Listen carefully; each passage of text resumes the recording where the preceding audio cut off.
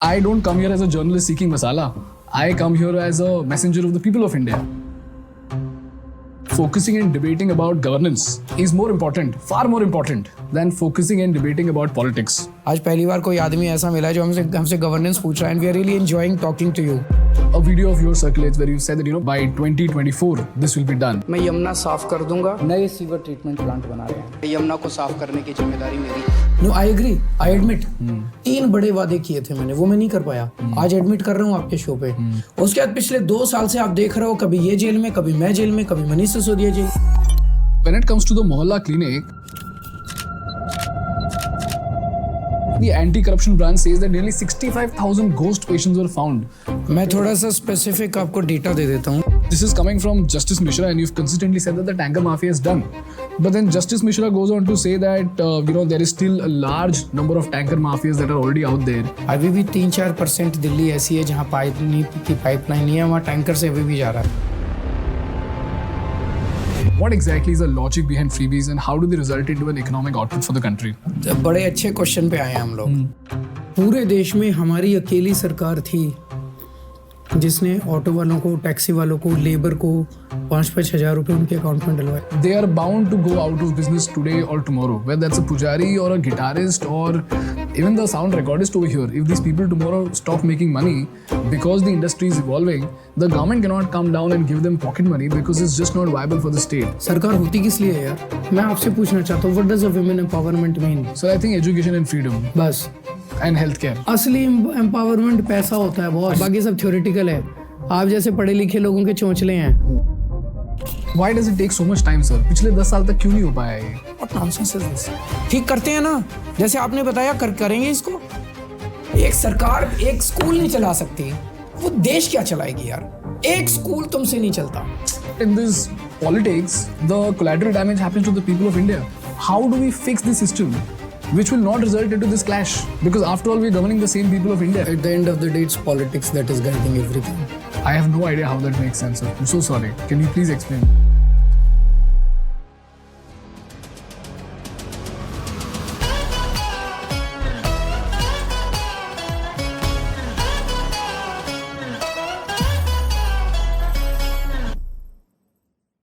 Before we move on, let me take a moment to thank Odoo for supporting our podcast. If you're a business owner, you know how tough it can be to manage customer relationships. Not too long ago, my team also faced the same challenge. Leads were coming in from emails, social media, and direct messages, but everything was chaotic. And we were losing out on valuable opportunities in spite of having customers who were willing to pay for our product. So what we learned is that a messy CRM system can mean lost leads and missed sales opportunities. But here's where Odoo's CRM can help you out. Odoo's CRM is a powerful tool that makes managing customer relationships and sales pipelines super easy. With Odoo's centralized lead management, all your leads are in just one place. So no more jumping between platforms or hunting for old conversations at all. Every lead is neatly organized in a Kanban view where you can see all the key details like customer name, contact, priority, and activity scheduled at a glance. It also simplifies scheduling and follow-ups. So whether you need to make a call, set up a meeting, or send an email, you can do it directly with the chatter within the task. Odoo's email templates and integration with tools like ChatGPT make writing emails an easy job, and all your conversations are neatly organized under each lead task. Odoo also gives you a real-time insight into your sales performance and revenue forecasts. This helps you make data-driven decisions, which is a $1 million asset. And the best part is, your first Odoo application is free for life with complete hosting and support. So if you find this useful, check out the link in the description and download Odoo now. Good morning, everyone. Good morning. My name is Ganesh Prasad and welcome to the Indian Business Podcast. This is my first political roundtable. So I'm very excited and nervous both at the same time because I've got 4 political stalwarts over here. And before we get started with the podcast, I just have 3 things to tell you, which will help us set the premise for this podcast. The first thing is that we believe that focusing and debating about governance is more important, far more important than focusing and debating about politics. So today, all the questions that we have are strictly based on governance, and we will try to avoid politics as much as possible. Because what we've come to understand is that the political battles are endless. But at the end of this political battle, the only collateral damage that happens is to the people of India. So we are here to seek answers in such a way that we understand governance better and we just keep away the politics. Secondly, sir, I don't come here as a journalist seeking masala. I come here as a messenger of the people of India. And I'm seeking answers to understand the challenges that you face, because we know for a fact that governing the capital of India is no easy task. So sometimes I may sound like a skeptic, but that's not to pinpoint. That is to understand what are the challenges so that we can look forward to a better India more strategically than just through information that are quite misleading. And thirdly, while you give your answers, if you could use stories and data to help us understand your perspective better, that would be great, because stories help us cut through the technicalities and data gives us credibility to the statements that you're making so that people can seek a better understanding of your perspective. If that's clear, shall we get started? And because guys, we have a restriction of time, we have only 1 hour. We'll cover few subjects, but we'll go so deep so that whatever we are covering, we can do justice to the subjects that we have right now within the limitation of time. So the first question that I have is about the water problem of Delhi. I spent the past 4 days over here and I saw that people were extremely happy that they are finally getting water. And I spoke to the cab drivers, the rickshaw drivers, the maids in Preet Vihar, and all of them had similar things to say that पहले उनके घर में पानी नहीं आता था, but आज उनके घर में पानी आ रहा है. Water being such a basic necessity is something that is sort of a luxury in large parts of India. But in Delhi, also it has been luxury for a large segment of time. So what exactly has been so special about your governance that from 2013 to 2024, you have turned water from a luxury to a necessity, sir? It's not just about water also. अगर आप देखें तो आज हमारा पूरा system basic necessities से जूझ रहा है. 75 साल हो गए हमारे देश को आज़ाद हुए. किसी भी देश के इतिहास में 75 साल कम नहीं होते. अगर हम देखें सेकेंड वर्ल्ड वॉर के बाद जापान, जर्मनी कम्प्लीटली डैमेज हो चुके थे, ख़त्म हो गए थे. जापान में न्यूक्लियर बॉम्ब पड़ा था, सब कुछ तहस नहस हो गया था. And with in perhaps a matter of 2 or 3 decades they became one of the most flourishing economies in the world.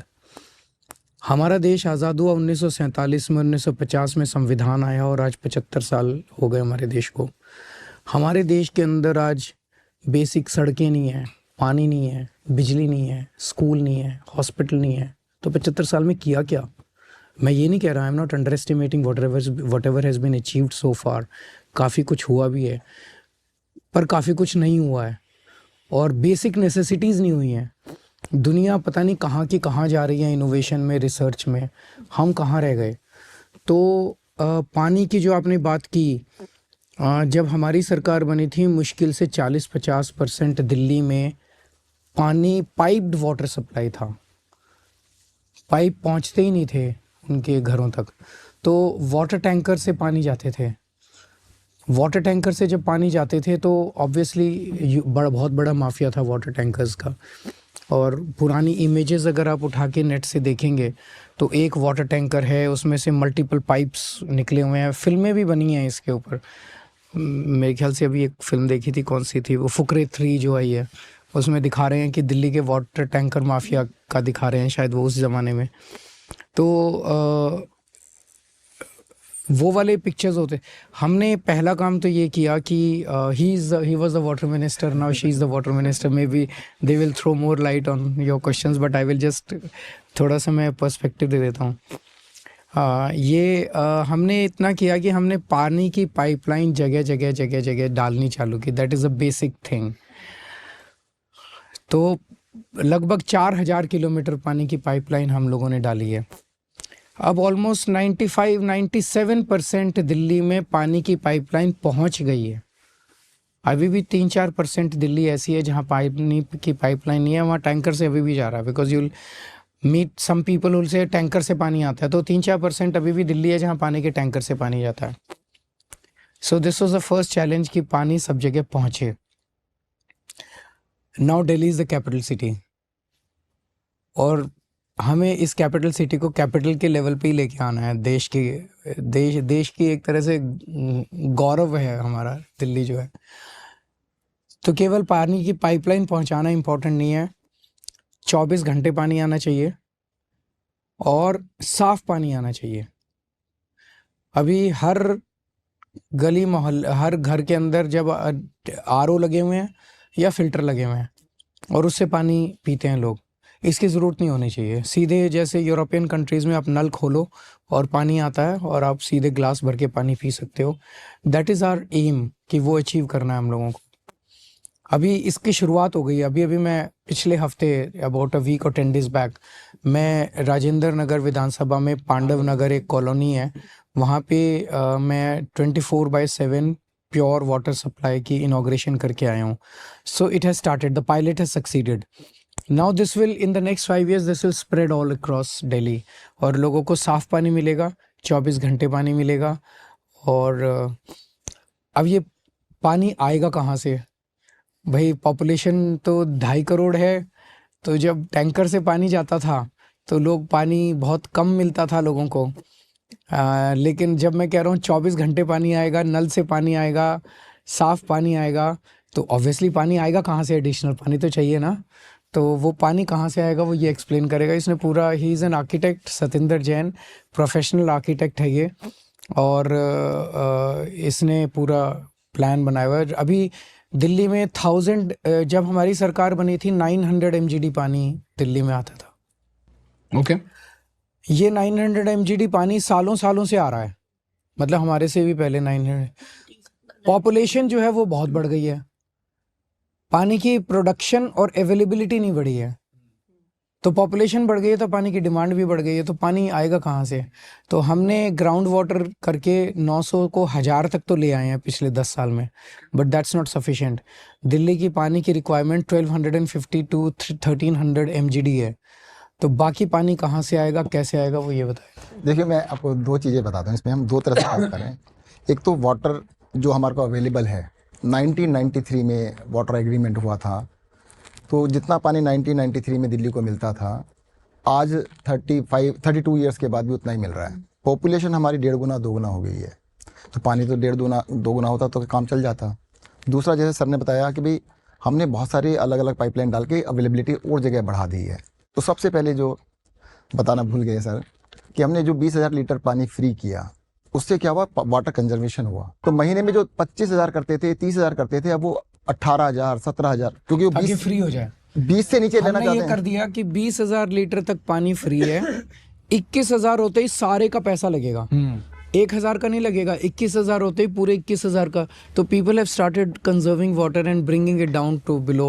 Delhi में ऑलमोस्ट रेजिडेंशियल एरिया के अंदर ऑलमोस्ट 80% लोगों का वाटर बिल फ्री आता है, बिकॉज ऑफ अगर हम ये 20,000 की कैपिटल का कैप ना लगाते तो मैक्सिमम का बिल 20,000 से ऊपर जा रहा होता। तो उससे पानी कंजर्व हुआ, पहली चीज़। दूसरा क्या था कि सर ने जो बताया 900 MGD की सप्लाई थी, वो मैक्सिमम थी, वो रेगुलरली नहीं थी। रेगुलरली 800, 820, 850 तक जाता था, 850 से ऊपर नहीं जाती थी। कभी कभी 900 जा सकती थी, बट कभी भी 850, 855 से ज़्यादा गई नहीं। तो हम लोगों ने इसको अपनी सरकार के अंदर 1,000 के करीब स्टेबलाइज कर लिया है। कभी कभी 1,020 भी जाता है, 1,025 भी जाता है, पर 1000 से ऊपर जा रहा है। यानी आपने 15%, 20% सप्लाई बढ़ाई, 15-20% हमने कंजम्पशन कम की, तो उससे अवेलेबिलिटी बढ़ी है।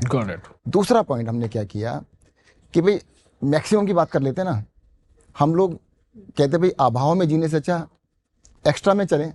तो पानी के लिए क्या किया, जैसे यमुना फ्लड प्लेन है, वजीराबाद के अपस्ट्रीम में ड्रिंकिंग वाटर जो है अंडरग्राउंड काफ़ी अवेलेबल है, तो उसमें हमने बोर किए, तो उससे पानी बढ़ाया है। दूसरा हम क्या कर रहे हैं, दिल्ली के अंदर दुनिया की सबसे बड़ा हम ग्राउंड वाटर से, दिल्ली के अंदर काफ़ी जगह पर पानी अवेलेबल है, बट वो स्लाइन वाटर है, पीने लायक नहीं, ड्रिंकिंग वाटर नहीं है।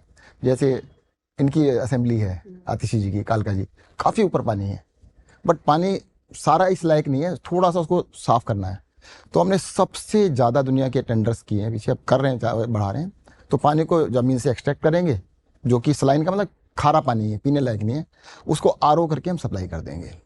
और उसके अंदर हमें नेटवर्क नया नहीं बनाना। सबसे बड़ी बेनिफिट क्या होगा कि इंफ्रास्ट्रक्चर पे कॉस्टिंग बहुत कम आएगी। इंफ्रास्ट्रक्चर हमारे पास है सारा, हम लोकली निकालेंगे, उसको लोकली आरओ करेंगे, टैंक में डाल देंगे, यूजीआर में डाल देंगे। ये एक 1 पॉइंट है। दूसरा क्या है, जैसे हमारे 1000 MGD हम पहुंच चुके हैं, हमारा अल्टीमेट एम है 1500 तक की कैपेसिटी बनाएंगे, सो दैट सप्लाई अगर हम करेंगे, हमारी डिमांड है 1250, तो हम अपनी कैपेसिटी को 1500 लेके जाएंगे। हम 80% कैपेसिटी पे काम करें नॉर्मली, कभी इमरजेंसी है तो ज़्यादा पे भी कर लें, तो पानी को हम 24/7, जो सर का विजन था, उन्होंने तो कहा था भी मुझे नहीं पता, 24 घंटे पानी किसी तरह करके दिखाओ। बिजली कर दी थी हम लोगों ने, तो पानी को भी 24 घंटे हम आने वाले कुछ समय के अंदर दिल्ली के अंदर करके दिखाएंगे। इसके साथ एक दूसरा पॉइंट और भी चल रहा है, ग्राउंड वाटर रिचार्ज। हम जितने भी हम पानी को साफ करते हैं STP से साफ कर रहे हैं। दिल्ली में बहुत सारी लेक्स हमने बना दी हैं ऑलरेडी। STP से साफ करने के बाद हम उसको लेक्स में डाल रहे हैं, लेक से वो रिचार्ज हो रहा है। तो ग्राउंड वाटर रिचार्ज एक बहुत ही आपको इनोवेटिव चीज़ बताते हैं कि पानी को हमने STP में साफ किया, उसके बाद फार्म हाउसेज है दिल्ली में बहुत सारे। STP सीवेज ट्रीटमेंट प्लांट, तो आपके घर का सीवेज वहाँ जाता है, वो साफ हो जाता है, और आज की डेट में वो पानी को हम साफ करते हैं और यमुना में बहा देते हैं। तो उसको हम क्या कर रहे हैं, तो उसको यूज करके हम रिचार्ज करेंगे दिल्ली के अंडरग्राउंड वाटर। तो रिचार्ज करने के हमने कई तरह निकाले। एक तरीका है हमने लेक्स बनाई हैं। सेकंड हम क्या कर रहे हैं, जो बड़े बड़े दिल्ली के अंदर फॉरेस्ट हैं, बड़े बड़े ग्रीन लैंड्स हैं, उसके अंदर हम उसको यूज करेंगे, पानी को करेंगे यूज, लॉन में डालेंगे, जैसे पेड़ों के लिए यूज करेंगे। तीसरा हम कर रहे हैं फार्म हाउसेज को दे रहे हैं, और फार्म हाउसेज को हमने नया तरीका निकाला है, per month charges, fix charges. अब जितना मर्जी यूज करो, मतलब हम पार्टनर बन गए। मेरा पानी जो मैं यमुना में फेंक रहा था गंदा पानी, वो रिचार्ज होगा, रिचार्ज होने के बाद दोबारा से काम होगा। तो दिल्ली का ग्राउंड वाटर भी काफी तेजी से बढ़ेगा इन सारी चीजों से। मैं थोड़ा सा स्पेसिफिक आपको डेटा दे देता हूँ। ट्रांस यमुना एरिया जो है, यमुना पार जिसको हम बोलते हैं, east Delhi, north east Delhi, वहाँ पे वाटर टेबल बहुत हाई है। आप वहाँ पे खोदो 3-4 फुट और आपको पानी निकल आता है। बेसमेंट्स बनाने मुश्किल है वहाँ पे, बिकॉज बेसमेंट बनाते ही पानी निकल आता है। तो एक तरफ तो हम पानी पे बैठे हुए हैं, और दूसरी तरफ पानी की किल्लत है। वहाँ की दिक्कत यह है कि वहाँ अमोनिया बहुत ज़्यादा है ट्रांस यमुना एरिया में, पानी में। तो इसको हमने एक्सपेरिमेंट किया। हम बड़े बड़े डीअमोनाइजेशन प्लांट्स तो हैं, हम छोटे डीअमोनाइजेशन प्लांट्स कहीं से लेके आए, उनको हमने पायलट बेसिस पे कुछ जगह लगाया, and they were very successful. वो डीअमोनाइजेशन के बाद जो पानी निकल के आया वो पीने लायक था, मैं खुद पी के आया, साफ पानी था। तो लगभग वी हैव आइडेंटिफाइड 2600 पॉइंट्स, जहाँ पे those points have also been, वहाँ पे बोर करके पानी निकालेंगे, डीअमोनाइजेशन प्लांट लगाएंगे, और उस पानी को फिर UGR में ले जाएंगे। तो 200 MGD पानी हमारा यमुना पार से आएगा। 100 MGD पानी यमुना का जो फ्लड प्लेन है, वहाँ पे जो इन्होंने कहा कि यमुना में बारिशों में पानी बहुत साफ आता है, और वो पूरा फ्लड प्लेन ऑटोमेटिक रिचार्ज होता है। ईस्ट दिल्ली पूरी ऑटोमेटिक रिचार्ज, हमें इसमें रिचार्ज करने की ज़रूरत नहीं है। बारिशें जब आती है तो यमुना उसको रिचार्ज कर देती है। 100 MGD पानी हम यमुना के फ्लड प्लेन से निकालेंगे। और साउथ दिल्ली में बहुत बड़े बड़े एक्विफर्स हैं जो इन्होंने बताया इनके एरिया में, जहाँ पे मतलब there are aquifers is an underground kind of a lake.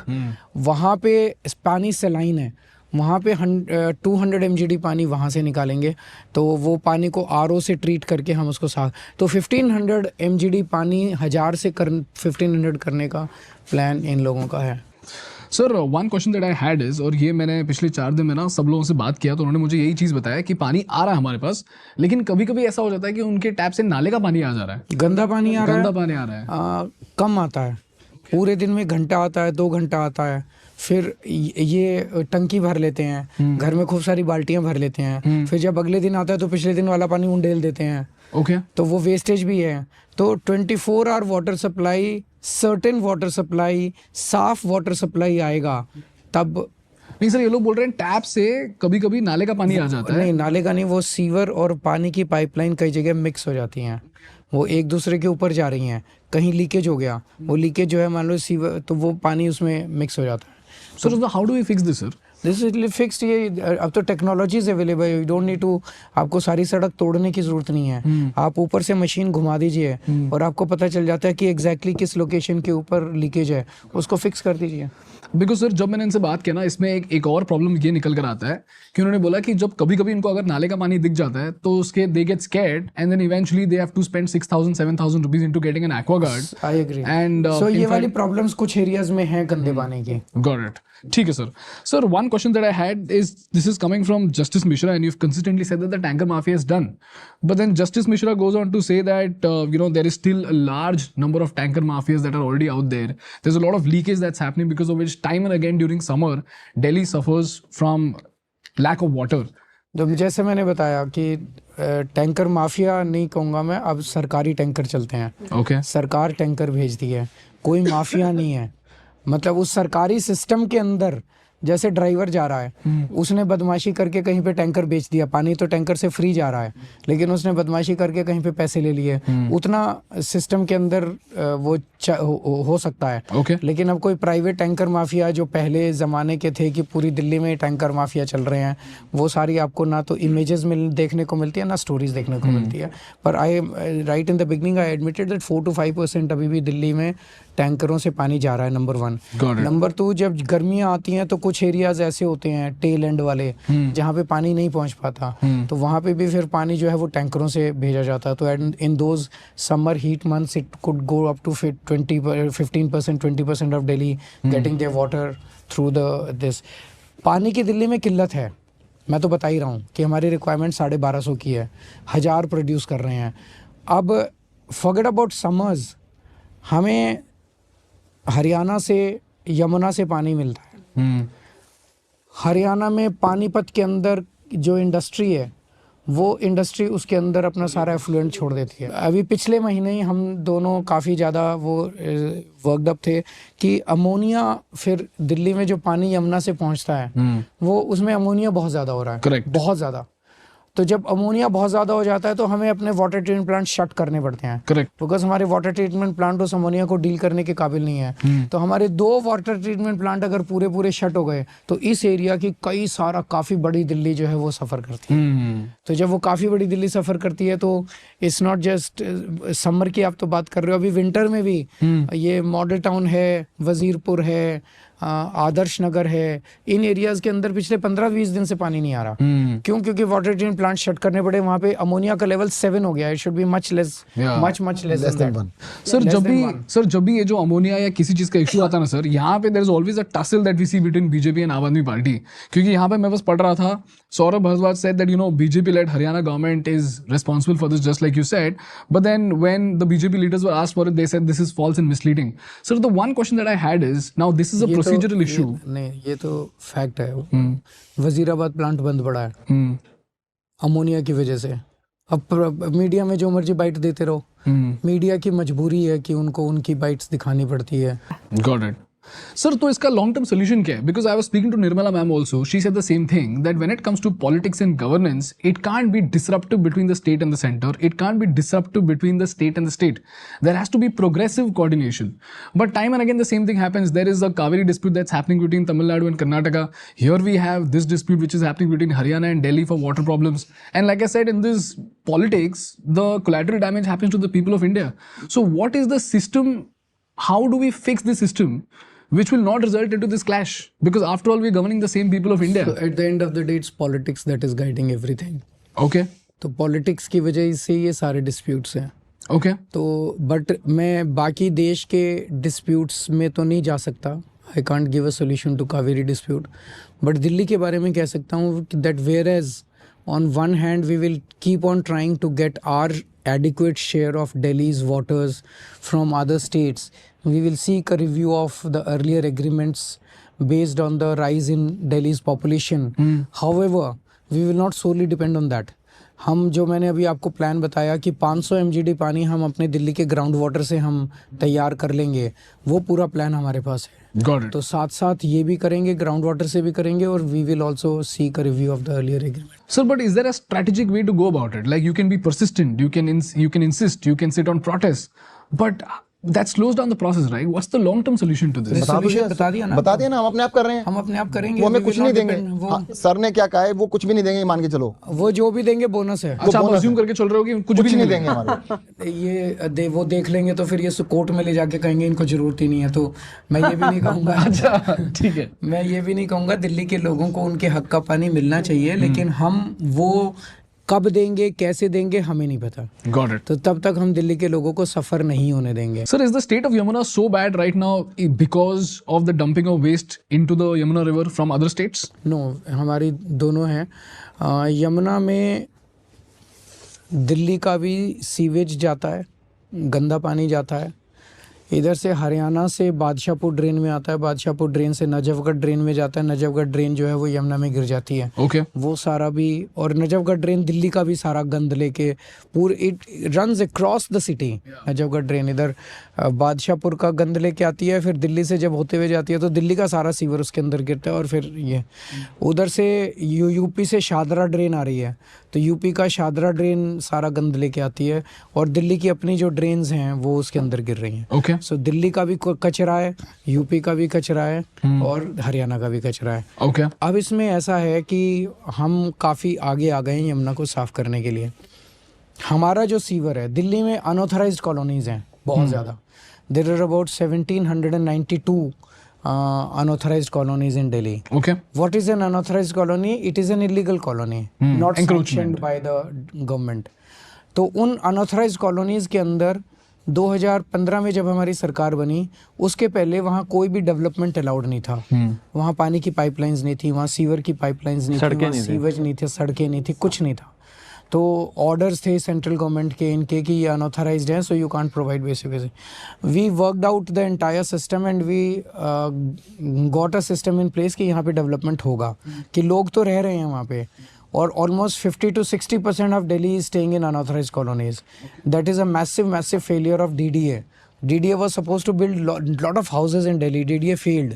DDA was supposed to get this thing private builders into this thing. On housing में DDA failed. तो जब लोग आते गए दिल्ली के अंदर, घर थे नहीं, तो जो खेती की ज़मीन थी, लोगों ने खेती की ज़मीन काट के और बेच दी। Okay. तो वो सारी अब ये 1792 कॉलोनीज में सीवर सिस्टम नहीं था जब हमारी सरकार बनी।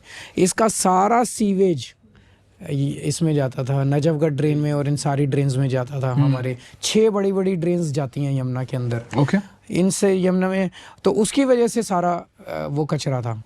अब ये सारी कॉलोनीज के अंदर ऑलमोस्ट सारी 150-200 शायद कॉलोनीज बची हैं अब। बाकी सारी कॉलोनीज के अंदर हमने सीवेज सिस्टम बना दिया है। ओके सो सीवेज की पाइपलाइन लग गई है, और अब मोस्टली एरियाज में पाइपलाइन से डोर टू डोर, घर में भी सीवेज चला गया है, और जहाँ नहीं गया वहाँ जा रहा है अब।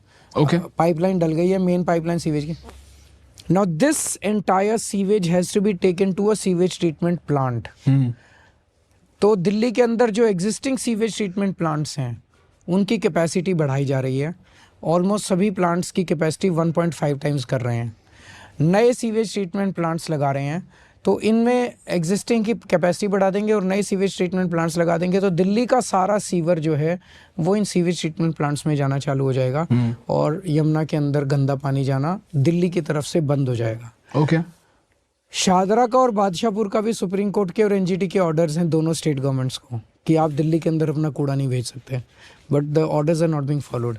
तो हमने डिसाइड किया rather than waiting for the court orders to be followed, हम जो बादशाहपुर ड्रेन से दिल्ली में पानी एंटर कर रहा है वहाँ हम अपना एक सीवेज ट्रीटमेंट प्लांट लगा देंगे और एक शादरा वाले उस पर लगा देंगे, तो वहीं पे उस पानी को साफ़ करके नजफगढ़ ड्रेन में हम डालेंगे। ओके तो फिर इस तरह से हम तो काफ़ी आगे तक आ गए हैं हम इसमें। जैसे सारा नेटवर्क बन गया, that was the biggest challenge, network बनाना। ये जितने 1.5 टाइम्स एसटीपी करने थे वो भी काफ़ी हो गए हैं। तो मुझे लगता है अगले 3-4 साल के अंदर यमुना बेहतर होनी चाहिए। Sir, so are the water levels getting, as in is the water quality getting better with time? अभी I will not say that there is too much of improvement, there is an improvement, but I will not make any false claims कि बहुत ज़्यादा improvement है। Improvement होगा। अभी जैसे मैंने बताया नेटवर्क बन गया पूरा, इस नेटवर्क से सारा सीवेज ट्रीटमेंट हमें एसटीपीज़ में लेके जाना है। काफ़ी ले गए हैं, काफ़ी अभी लेके जाना है।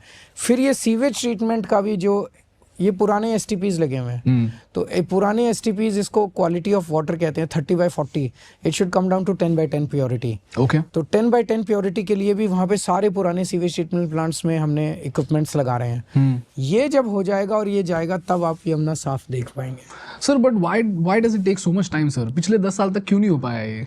यार 75 साल का कूड़ा 10 साल के अंदर हमें पाइपलाइन डालने में भी तो टाइम लग गया ना। और इतना आप ऐसा नहीं कर, सरकार का इतना बजट है, तो आज आप ये करते हो भाई 4-5 साल के अंदर मैं पाइपलाइन डाल लूँगा, अगले 2-3 साल के अंदर इतने पैसे से मैं सारे एसटीपीज़ को इंक्लूड करूँगा।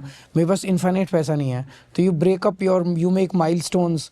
आप ये बताते हो कि 2 साल में इतना कर देंगे, फिर तो ये मतलब इट्स टेकिंग, आई थिंक जो 75 साल में काम नहीं हुआ वो अब 10 साल के अंदर इतनी तेजी से हो गया, यही अपने आप में बहुत बड़ा अचीवमेंट है। सर एक छोटा सा सजेशन दूं मैं आपको कि इनफैक्ट मैंने ये बहुत बार देखा हुआ है, जैसे हम बोलते हैं कि लैंडफिल क्लियर करने का it's not a very easy task, it requires a very tedious task and requires perhaps a decade to solve. One of the reasons why this skepticism often pops up is because a video of yours circulates where you said that by 2024 this will be done, by 2020. No, I agree, I admit. 2020 का चुनाव में मैंने कई वादे किए थे, 3 बड़े वादे किए थे मैंने, वो मैं नहीं कर पाया. आज एडमिट कर रहा हूँ आपके शो पे. मैंने कहा था मैं यमुना साफ कर दूंगा, मैंने कहा था मैं पानी घर घर में 24 घंटे पहुंचा दूंगा, मैंने कहा था मैं दिल्ली की सड़कों को यूरोपियन स्टैंडर्ड की बना दूंगा. 2020 का चुनाव फरवरी में खत्म हुआ, मार्च में कोविड आ गया, विद इन अ मंथ. 2.5 साल कोविड में बीत गए. No construction activity, no development, nothing was allowed at that time. Revenues dipped very badly because the entire economy, सारे मार्केट बंद थे, सारी इंडस्ट्री बंद थे, हमारे तो रेवेन्यू बिल्कुल जीरो हो गया था. तो 2.5 साल कुछ नहीं हुआ. उसके बाद पिछले 2 साल से आप देख रहे हो, कभी ये जेल में, कभी मैं जेल में, कभी मनीष सिसोदिया जेल में. इन्होंने फर्जी केस के अंदर हमें उलझा दिया. Now I am a team player. इसका आइडिया है तो यही करता है. ये जेल में चला जाए तो सारा काम मेरा रुक जाता है. मनीष सिसोदिया जेल में चला जाए, काम रुक, आतिशी जेल में चली जाए, मैं जेल में चले जाऊँ, काम रुक जाए. तो पिछले 2-2.5 साल से हम इन चीज़ों से, अब ना तो अब कोविड है, होपफुली आप भविष्य में नहीं आना चाहिए, और ना आप हमारे ये पछड़े हैं. Thank you so much, sir. This is how we conclude the first segment, by the way. Sir, the next thing that I want to talk to you about, the mohalla clinics. In fact, again, I spoke to people and they gave me some very beautiful anecdotes. उन्होंने हमको बोला कि पहले सरकारी hospitals इतने खराब थे कि जब वो जाते थे हॉस्पिटल तो वॉचमैन उनको भगा देता था, बोलता था कि डॉक्टर साहब नहीं है. एक को तो वॉचमैन ने बोला कि डॉक्टर साहब सो रहे हैं और दोपहर को कल आओ, और बच्चा बीमार है लेकिन फिर भी उसको हॉस्पिटल में एंट्री नहीं दी जा रही थी. लेकिन today people are trusting the government hospital and सब लोग बोल रहे हैं कि बहुत ही बढ़िया चीज़ है. इसमें मैं आपको एक एनेक्डोट सुनाता हूँ. हाँ जी. मुझे ये कहते हुए बिल्कुल वो नहीं है कि हमारे दिल्ली की सरकार के हॉस्पिटल्स और दिल्ली सरकार के doctors are far superior than the private hospital doctors. जैसे मेरी मदर है, वो सीएम की मदर है, तो उनकी एक दोस्त थी, she was reasonably well of. उनका हस्बैंड, वेरी ओल्ड लेडी, उनका हस्बैंड दिल्ली के best private hospital, I will not name the hospital, best private hospital में एडमिट था, आईसीयू में था. डेली का 1.5 लाख रुपए का बिल आ रहा था. वहाँ के डॉक्टर्स ने जवाब दे दिया, बोले कि ये बचेंगे नहीं, इनको ले जाओ घर में सेवा करो. नहीं, उन्होंने ये नहीं कहा ले जाओ, उन्होंने बस ये कह दिया कि बचेंगे नहीं, और डेली का 1.5 लाख रुपए का बिल आ रहा था. So that lady called up my mother and said कि इनको कहीं गवर्नमेंट हॉस्पिटल में करवा दो. जब उन्होंने बचना ही नहीं है तो 1.5 लाख रुपए रोज़ खर्च करने से क्या फ़ायदा है. हमने उनको जीबी पंथ में एडमिट करा दिया. 5 दिन के अंदर ठीक होके वो घर चले गए. Wow, interesting sir. सो हमारे हॉस्पिटल्स भी बहुत अच्छे हैं, कॉम्प्लिकेटेड से कॉम्प्लिकेटेड. एक जो प्राइवेट हॉस्पिटल्स के अंदर जो लूट है ना, over medication, over this thing, मतलब वो पैसा बचाने के लिए आपके ज़बरदस्ती टेस्ट्स भी करा देते हैं. ज़बरदस्ती एक डॉक्टर की ज़रूरत है तो वो 10 डॉक्टर आ जाते हैं आपके वो करने के लिए. वो सरकारी में नहीं है. सरकारी में वो उसके पास 100 पेशेंट हैं देखने के लिए एक दिन में. तो वो ये सोचता है कि मैं जल्दी कैसे इसका इलाज करके इसको ठीक करूँ. उसका मकसद होता है ठीक करना इसको, कि ये दोबारा ना आए. और वहाँ पे इलाज होता है कि इसको एक बार ही फंस गया तो अब इसको छोड़ो नहीं, इससे जितनी इसका पैसा है इसको चूस लो. Yeah. Sir, when it comes to the मोहल्ला clinic, I found 2 points of skepticism. एक तो सर मोहल्ला क्लिनिक सुबह से लेकर शाम तक खुला रहता है? 2 शिफ्ट्स हैं. 8 बजे से 2 बजे तक का टाइम है, और कुछ मोहल्ला क्लिनिक 2 शिफ्ट में खुलते हैं, वो 2 बजे से 8 बजे तक, मतलब सुबह 8 से 8 तक हैं. Okay. थोड़े से हैं, तो 2 शिफ्ट्स में होते हैं? कुछ हैं, मोस्टली 8 बजे से 2 बजे तक. 2 बजे तक. Okay. ट्रैफिक, अगर कुछ मोहल्ला क्लिनिक में डिमांड बहुत ज़्यादा है तो 2 शिफ्ट कर दी है. Okay. और अगर डिमांड कम है तो 8 से 2 की 1 शिफ्ट है. Got it. स्टैंडर्ड इज 8 बजे से 2 बजे तक. Okay. कुछ जगह पर बहुत रश था, उसी जगह पर उसको सेकंड शिफ्ट चालू की. Okay. सेकंड शिफ्ट में फिर डिफरेंट डॉक्टर आता है, बिकॉज एक डॉक्टर 6 घंटे लगातार पूरी टीम नहीं आता है. थक जाता है. Got it. सर यहाँ पे नजर मोहल्ला क्लिनिक में हमको ना सर 2 पॉइंट्स ऑफ स्केप्टिसिज्म दिखे. पहला तो ये था the anti corruption branch says that nearly 65,000 ghost patients were found. Ghost patients नहीं है वो. Okay. वो बहुत सारे डॉक्टर्स जिनको इन्होंने, दैट वाज वेरी अनफॉर्चुनेट कि गंदी पॉलिटिक्स की वजह से इन्होंने काफ़ी ज़्यादा इस सिस्टम को डिसरप्ट करने की कोशिश की. Okay. एक डॉक्टर के पास, ये मोहल्ला क्लिनिक कौन सा है, मोहल्ला क्लिनिक में बहुत गरीब लोग भी जाते हैं, उसके पास फ़ोन नहीं है, लेकिन मोहल्ला क्लिनिक में सब कुछ ऑटोमेटिक है। वो आईपैड उसको दिया हुआ है डॉक्टर को, उसको डेटा एंट्री करनी है, उसको एक फ़ोन नंबर देना ही देना है। तो फ़ोन नंबर जब उस डॉक्टर को देना है तो जिस पेशेंट के पास फ़ोन नहीं होता उसमें डॉक्टर अपना नंबर डाल देता है, जस्ट टू इंश्योर दैट उसकी एंट्री हो जाए।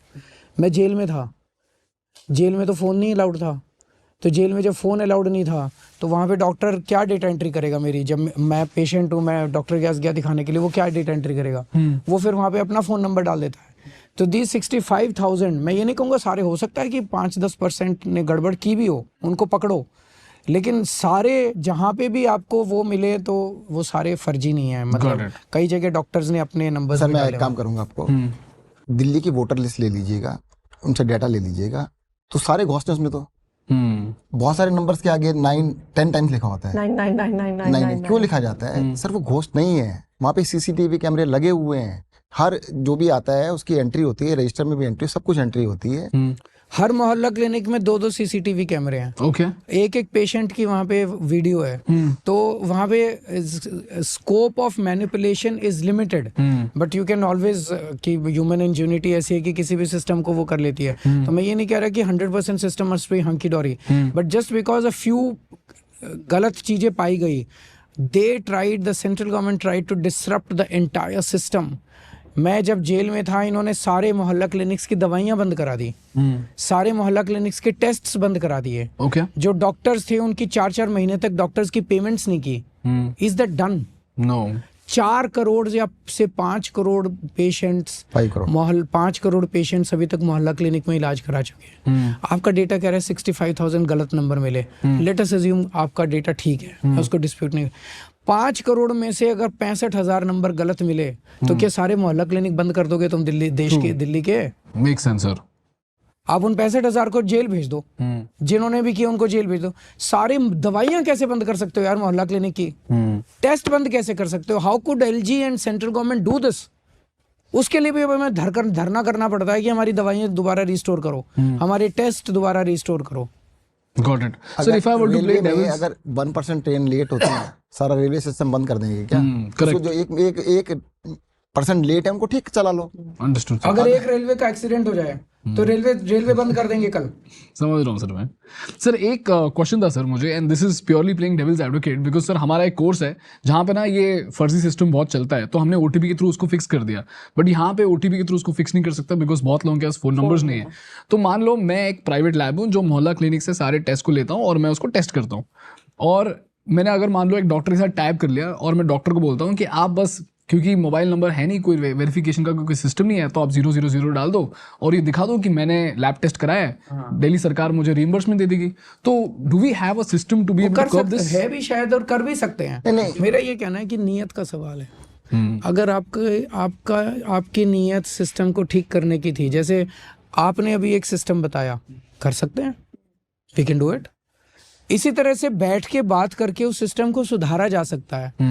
लेकिन आपकी नीयत है कि मैं 4 गलतियां पकड़ लूं और फिर सारा सिस्टम डिमोलिश कर दूं, सारे मोहल्ला क्लिनिक बंद कर दूं। क्यों? क्योंकि 4 फोन नंबर गलत मिल गए मुझे। तो इसीलिए 5 करोड़ पेशेंट्स के जहां पे आते हैं वो मैं मोहल्ला क्लिनिक बंद कर दूं, दवाइयां बंद कर दूं, टेस्ट बंद कर दूं, डॉक्टरों की फीस बंद, तनख्वाह बंद कर दूं। What nonsense is this? ठीक करते हैं ना, जैसे आपने बताया करेंगे इसको, वी कैन डू इट। और नीचे के लेवल, जब इस लेवल पे पॉलिसी बनती है, नीचे तक आते वहां पे नीचे के लेवल पे कहीं ना कहीं कोई ना कोई सिस्टम को ट्वीक करने वाला मिल ही जाता है। करेक्ट। उसको पकड़ के एक्शन लो ना उसके खिलाफ। You will not close down your hospitals because someone in some mohalla clinic has played the system. Yeah. Understood, sir. अगर 5 या 6 क्लर्क ने कहीं बदमाशी करके 30,000 35,000 फर्जी फोन नंबर डाल दिए, तो 5 करोड़ पेशेंट्स को कैसे तुम सजा दे दोगे यार? ये 1,000 में 1 से भी कम है। 1,000 पेशेंट में 1 से भी कम है। अगर 1,000 में 1 गलती है, मान लो सारे ठीक मानते, पहली बात तो ठीक सारे, मतलब ऐसा नहीं है, अगर उनको मान भी लेते हैं तो भी 1,000 में से 1 है ना। तो ना 1,000 में से भी कैसे? 5 करोड़ पेशेंट में से 65,000, इट इज लेस देन 0.003। 10,000 में 1 बनेगा। एंड सर जैसा कि आपने बोला sir, to throw the baby out with the bath water. So you've thrown the baby out with the bath water.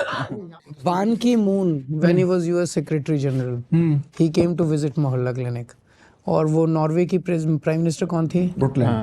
हाँ, वो भी आई थी, नॉर्वे की और प्राइम मिनिस्टर आई थी, कोफी उनके साथ। अन्नान भी आए थे आफ्टर। कोफी अन्नान साहब आए थे। Okay. उन्होंने उसके बाद प्रेस कॉन्फ्रेंस में बोला that this is the model that should be of primary health care that should be replicated the world over. Wow. It's not just मतलब वन ऑफ। अगर ग्रेटर कैलाश के पेशेंट्स दिखाने जा रहे हैं, वर्ल्ड लीडर्स अगर देखो कुछ तो अच्छा कर रहे होंगे। Correct. और उसको सेंट्रल गवर्नमेंट सारी दवाइयां बंद कर देती है, ऑर्डर निकाल के सारे टेस्ट। वाई? क्योंकि 65, वैसे तो वो भी फर्जी है वो, लेकिन मैं मान लेता हूँ भाई 65,000 फ़ोन नंबर गलत निकले 5 करोड़ में से, उनको टांग दो यार। किसी क्लर्क ने नीचे कोई ट्वीक किया होगा सिस्टम को, किसी लैब असिस्टेंट ने ट्वीक किया होगा, उनको टांग दो उन लोगों को पकड़ के। But you can't stop the entire system. उसमें So how तकलीफ long होती was है। this stopped for? 5 महीने 5 तक महीने, उन्होंने 5-6 महीने। दवाइयां नहीं दी। अभी जाके अब जाके अब स्टेबल। जाके थोड़ा सा दवाइयां स्टेबल हुई है। मैंने निकलने के बाद डेली बेसिस के ऊपर वो किया है। दवाइयां अभी तक नहीं आ रही थी, टेंडर नहीं होने दिए दवाइयों के। सर इसमें तो मुझे ये समझ में आ रहा है that a large part of your time is just in fighting. Struggling with the system. कोई मैं अपने लिए थोड़ी लड़ रहा हूँ यार। मेरी बेटी कि मेरी बेटी को नौकरी नहीं दे रहे, मेरी बेटी को टेंडर नहीं दे रहे। मैं अपने लिए तो मैं लोगों की दवाइयों के लिए लड़ रहा हूँ, लोगों को टेस्ट करवाने के लिए लड़ रहा हूँ। मतलब मेरा दिल रो पड़ता है जब मैं देखता हूँ कि मोहल्ला क्लिनिक बनाए थे हम लोगों ने, वहाँ इलाज नहीं हो पा रहा। Yeah. उनका क्या कसूर है यार? Understood, sir. जो उन पेशेंट्स का क्या कसूर है? उन 5 करोड़ पेशेंट्स का क्या कसूर है जिनका तुमने दवाइयां रोक दी, टेस्ट रोक दिए? वो रोज जाते हैं वहां पे। जब दवाइयां नहीं मिलती तो फिर वो मतलब जस्ट बिकॉज उनको दवाई नहीं मिलेगी तो वो केजरीवाल को गाली देंगे। बस इस मंशा से उन्होंने दवाइयां रोक दी चलो कि केजरीवाल को गाली आपको पड़े। एक छोटी चीज बताता हूँ। आप एम्स में जाइएगा, के आसपास जितने भी मोहल्ला क्लिनिक हैं, 3-4 मोहल्ला क्लिनिक विजिट कर लीजिएगा। एम्स के बहुत सारे डॉक्टर्स ऐसे हैं, बहुत ही मैं उनको तारीफ करूंगा, बड़े अच्छे डॉक्टर्स हैं। वो कहते हैं यार टेस्ट यहाँ पे छोड़ो, हम मोहल्ला क्लिनिक से करा लो जाके। 365 टेस्ट जो कि बड़े बड़े हॉस्पिटल्स में टेस्ट नहीं होते हैं, मोहल्ला क्लिनिक में किए जाते हैं। और टेस्ट हम कराते हैं रेनबैक्सी जैसी रेप्यूटेड प्राइवेट लैब से।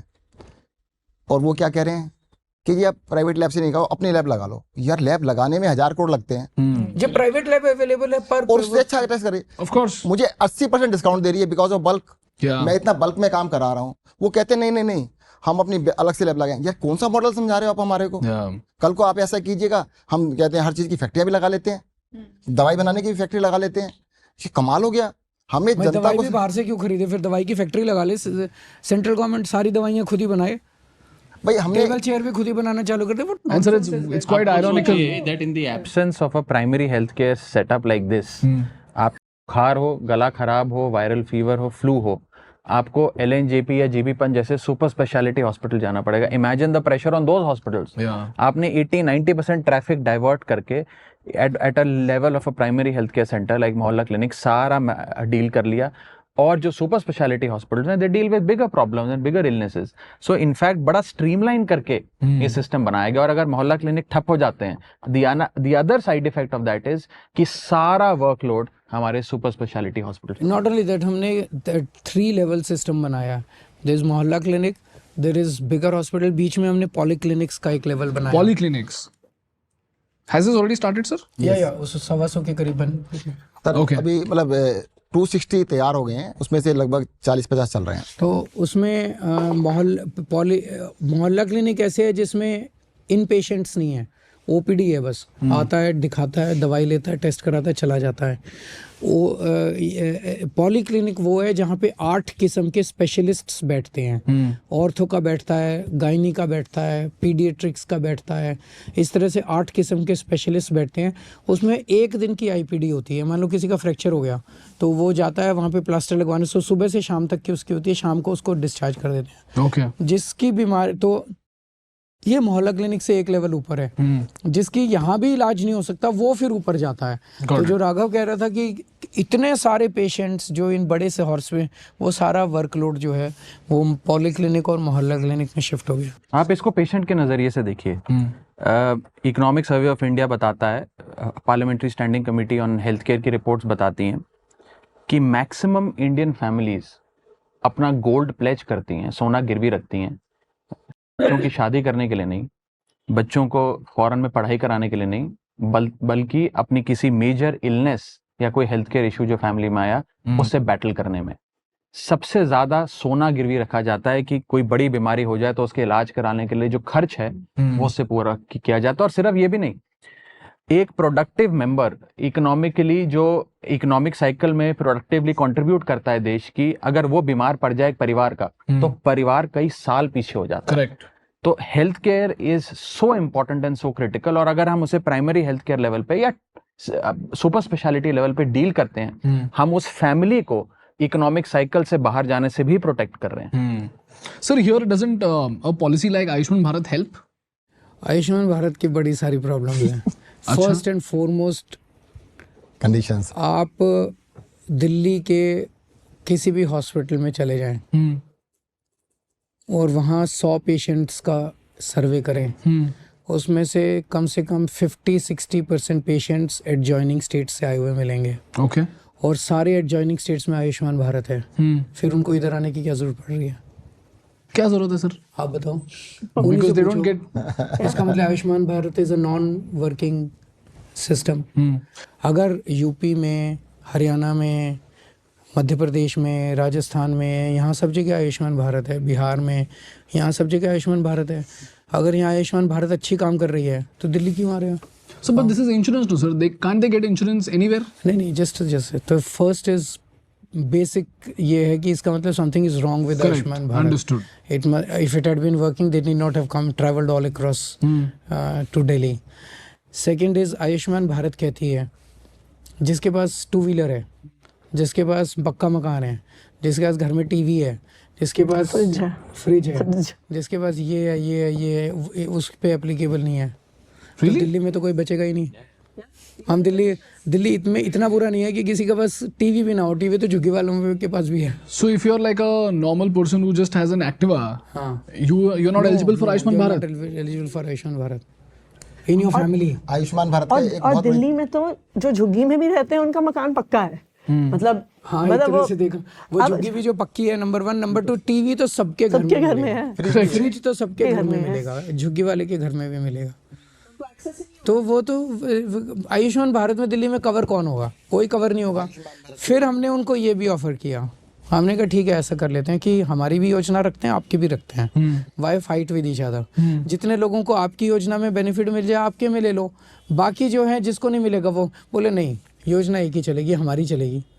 अब हमारी योजना में दिल्ली में सारों को सारा इलाज फ्री है।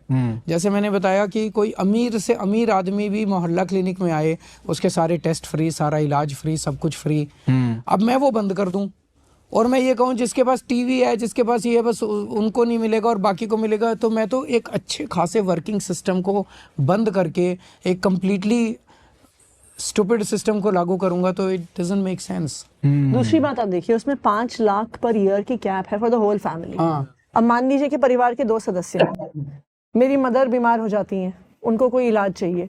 एक तो अगर वो सर्जरी 5 लाख से ज्यादा की है तो उसका क्या होगा? आज के दिन में दिल्ली सरकार के हॉस्पिटल में चाहे 1 लाख की हो, 5 लाख की हो, 50 लाख की सर्जरी हो, पेशेंट को कुछ नहीं देना पड़ता।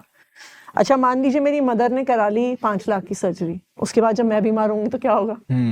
उसके पैसे कहाँ से आएंगे? 5 लाख रुपए पूरी फैमिली के लिए तो कुछ भी नहीं है दिल्ली में। So you're saying that instead of insurance, it is better to provide free healthcare through government hospitals, which is more sustainable. अब बड़े अच्छे क्वेश्चन पे आए हैं हम लोग।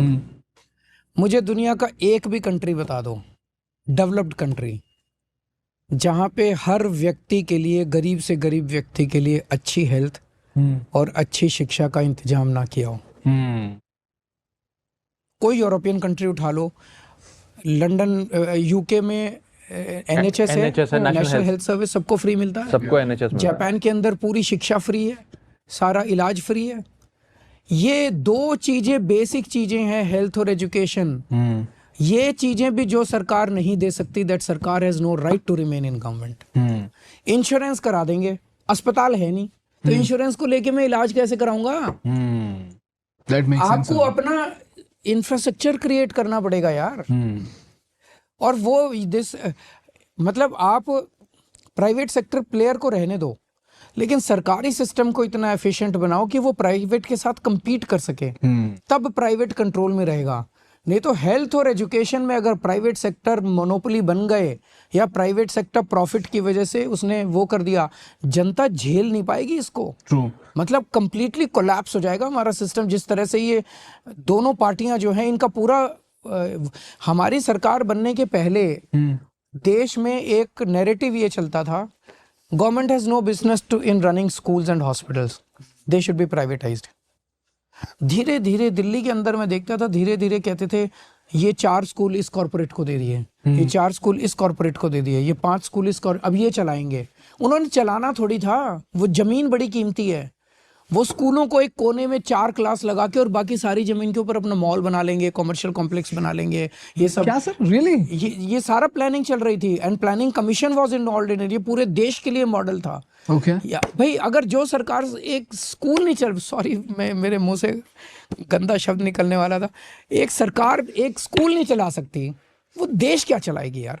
एक स्कूल तुमसे नहीं चलता, एक स्कूल तुम नहीं चला सकते। Sir in fact I was talking, जब से स्कूल ठीक किए हैं देश के अंदर, दिल्ली के अंदर, अब किसी की हिम्मत नहीं है पूरे देश में कहने की कि let's privatise the schools, true, let's privatise the hospitals. आपको हमारी सरकार स्कूल चला रही है, अस्पताल चला रही है, मोहल्ला के लिए अच्छे चला रही है, with surplus budget. Ayushman Bharat का ना एक कहानी सुनाता छोटी सी मैं। LNJP हॉस्पिटल 12:30 हो गए मुझे निकलना। हाँ सर, 12:30 हो गए। 12:40 सर, एक कंक्लूजन कर दूं? हाँ, कंक्लूजन सर आप बोल दोगे कि मुझे दोगे एक और पॉडकास्ट? ठीक है sir, thank you so much for spending time with me. Unfortunately we have already crossed our time limit, but guys sir ने कमिटमेंट दिया है कि सर एक और पॉडकास्ट करेंगे, because in this entire episode we have covered only 2 aspects. One is water and the other is healthcare, and we dug so deep that we've covered multiple aspects in the last 1 hour and 15 minutes. We have 5 more subjects to cover, which we will cover at length, hopefully, sir. And that's it, sir. आप बोल दो, sir, कि आप दोगे एक और episode. I really enjoyed, we all enjoyed talking to you, because अभी तक जितना भी हम लोगों ने इंटरव्यूज किए, अनफॉर्चुनेटली वो सारे इंटरव्यूज पॉलिटिक्स पे होते हैं। हमें पॉलिटिक्स नहीं आती और इसी वजह से ये लोग हमारे ऊपर चढ़े रहते हैं। गंदी पॉलिटिक्स वो हमें करनी नहीं आती, हमें गवर्नेंस करनी आती है। We are all professionals, well educated people, हम पढ़े लिखे लोग हैं, हमें गवर्नेंस करनी आती है।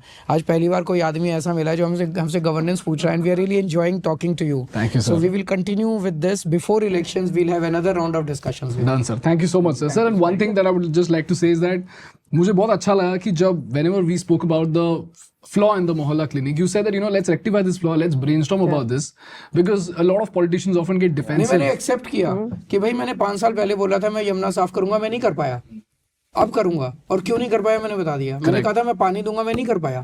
3 प्रॉमिस बड़े किए थे पिछले चुनाव के पहले, मैं नहीं कर पाया। I am accepting it. True. लेकिन I have a plan, I have the resources and I have the will, we'll do it. That is wonderful, sir. Thank you so much. Thank you so much, everyone. Thank you so much. Thank you. Hi everyone, again. Here we are 12 hours later. But आप लोग 12 घंटे बाद वापस आए. Thank you so much for sparing another hour. This is 11 p.m. right now, guys. So we're recording from 11 p.m. to 12 p.m. now. So thank you so much for doing this, sir. Midnight. Well, midnight. Thank you so much for doing this, sir. Thank you so much. Sir, now I want to talk to you about freebies. Now, a lot of people have this misconception that all freebies are bad freebies. But I know for a fact that that is not true. But I want to hear from you and Raghav, sir, as to what exactly is the logic behind freebies and how do they result into an economic output for the country? अच्छा, एक चीज़ बताओ कि अगर लोगों को हम अच्छी शिक्षा देते हैं, अच्छे स्कूल बनाते हैं और गरीबों के बच्चों को क्वालिटी एजुकेशन देते हैं, इज़ दैट अ फ्रीबी और nation building? Nation building. Nation building. अगर हम लोगों को अच्छे अस्पताल बनाते हैं, लोगों का फ्री इलाज कराते हैं, अच्छा इलाज कराते हैं, क्वालिटी हेल्थ सर्विस देते हैं, इज इट अ फ्रीबी और a national building? Nation building. Nation building. आप मेरे को कोई भी डेवलप्ड कंट्री बता दो जहाँ पे एजुकेशन और हेल्थ फ्री नहीं है और अच्छा नहीं है। तो जो डेवलप्ड कंट्रीज़ में, डेनमार्क में, नॉर्वे में, स्वीडन में, लंदन में जो बेस्ट फैसिलिटीज़ मिल रही हैं, वो अगर मैं दिल्ली के लोगों को दे रहा हूँ तो मैं क्या गड़बड़ कर रहा हूँ? True. हमने महिलाओं की यात्रा फ्री कर दी। शायद जर्मनी में अब उन्होंने सारा पब्लिक ट्रांसपोर्ट ही फ्री कर दिया है सबके लिए। So if we are following Germany then what's wrong in it?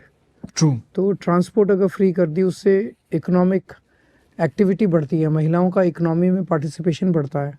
बहुत सारी, जैसे मैं एक लड़की को जानता हूँ जो कि सीमापुरी में झुग्गियों में रहती है, उसका हिंदू कॉलेज में एडमिशन हो गया, बट वो गई नहीं पढ़ने के लिए क्योंकि उसके पास आने जाने का खर्चा नहीं था उसके पिताजी के पास। अब फ्री कर दी बस, तो ऐसे बच्चे जा सकते हैं, पढ़ाई कर सकते हैं। महिलाओं को अगर जॉब मिलता है तो वो कई बार आने जाने के खर्चा देखती है, इतना ज़्यादा खर्चा मैं क्या करूँगी। इकोनॉमिक एक्टिविटीज़ में पार्टिसिपेशन बढ़ता है महिलाओं का। How is it a freebie? True. सुबह आपको इन्होंने ये बताया कि कैसे पानी हमने 20,000 लीटर फ्री किया। अब 21,000 लीटर जो इस्तेमाल करेगा उसका पूरा पानी बिल आएगा। तो 20,000 फ्री करके हमने पानी को बचाया। अब जो 25,000 इस्तेमाल करता है वो सोचता है मैं 20,000 के नीचे रख लूँ। तो उन्होंने पानी को कंजर्व करना चालू किया। तो ये फ्री भी चिल्लाते हैं। Same for electricity sir, same for electricity 200 unit. तो एक ये जो टीवी वाले सड़क पे घूमते हैं ना, तो एक टीवी वाले ने एक सड़क पे किसी ने बोला, उसने टीवी वाले ने पूछा केजरीवाल तो फ्री दे रहा है। तो उसने कहा वो केजरीवाल इनके जैसे नीरव मोदी को भगा तो नहीं देता ना पैसे लेके, वो माल्या के तरह भगा तो नहीं देता ना। वो तो ये बीजेपी वाले तो सबको भगा देते हैं सारे पैसे दे के, सारे चोरी कर लेते हैं। केजरीवाल जनता के लिए पैसे दे रहा है ना, तो जनता पैसे खा तो नहीं रहा ना। Understood, sir. Sir, here I had a question, and before we move to the follow-up, one question that I had is, sir, now have we stopped free electricity? No, it's still going Because sir, we spoke to, in fact, right now जिस cab से हम आए, हमने उनसे पूछा तो उन्होंने बोला कि जब से ये जेल वेल का जब सीन हुआ है तब से इनको इलेक्ट्रिसिटी का बिल आ रहा है। नहीं, वो उनकी 200 यूनिट से ज़्यादा, हमारी 200 यूनिट तक फ्री है। 200 से 400 पे हाफ बिजली का बिल आता है। 400 के ऊपर पूरा आता है। तो इसका जो जिससे आपने बात की उसका 200 यूनिट से ज़्यादा हो सकता है, पहले कम आ रहा होगा। Okay. उसका जेल से कोई लेना देना नहीं है। Got it, sir. Sir, now I just have a list of freebies over here, and we did our analysis on which freebies directly result into economic output. और जैसा कि आपने बोला इलेक्ट्रिसिटी देते हैं तो लोग घर में बैठ के पढ़ पाते हैं।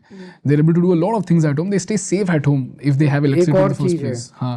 दिल्ली में बिजली 24 घंटे आती है, पूरे देश में कहीं नहीं आती 24 घंटे बिजली। केवल अकेला दिल्ली है जहाँ पे अनइंटरप्टेड पावर सप्लाई है, पावर कट्स नहीं है, 1 मिनट का भी पावर कट नहीं होता है दिल्ली में। ये पहली बार हुआ है दिल्ली के अंदर। हमारी सरकार बनने के पहले, हमारी सरकार 2015 फरवरी में बनी थी।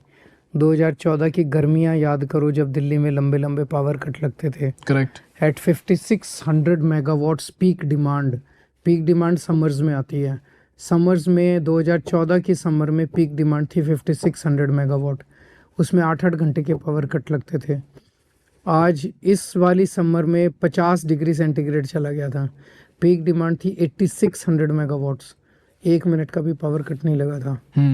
तो हमने पूरे दिल्ली के इंफ्रास्ट्रक्चर को, बिजली के इंफ्रास्ट्रक्चर को स्ट्रेंथन किया है। मैंने और इसने, ये पावर मिनिस्टर था उन दिनों में, हमने खड़े हो के बिजली के तार चेंज कराए हैं, ट्रांसफार्मर चेंज कराए हैं, दिल्ली के पावर इंफ्रास्ट्रक्चर को स्ट्रेंथन किया। देखिए, भारत का संविधान ये कहता है that India is a welfare state. Article 38 very clearly states that it is the responsibility of every state to ensure welfare of the people. Welfare क्या होता है? अरविंद जी अक्सर ये बात रखते हैं कि हम लोगों के लिए एक सोशल सिक्योरिटी नेट तैयार कर रहे हैं, हम उन्हें एक लाइफ ऑफ डिग्निटी दे रहे हैं, एक सम्मानजनक जीवन जीने के लिए जितना पानी चाहिए, जितनी बिजली चाहिए, शिक्षा, स्वास्थ्य चाहिए, बेसिक ट्रांसपोर्ट फैसिलिटी चाहिए, वो हम सबको मुहैया कराते हैं। And look at the other side of it, as elected members, यहाँ पे जितने लोग बैठे हैं सब या एमएलए हैं, कोई मंत्री हैं, कोई फॉर्मर चीफ मिनिस्टर है, कोई सिटिंग चीफ मिनिस्टर है, मैं मेंबर ऑफ पार्लियामेंट हूँ, हम सबको बिजली भी सरकार मुफ्त में देती है।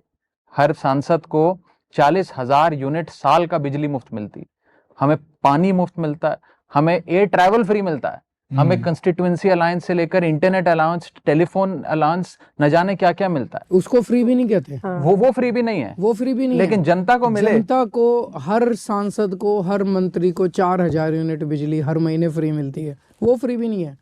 मैंने एक आम आदमी को 200 यूनिट बिजली फ्री दे दी तो सारे बीजेपी वालों को मिर्च लग गई।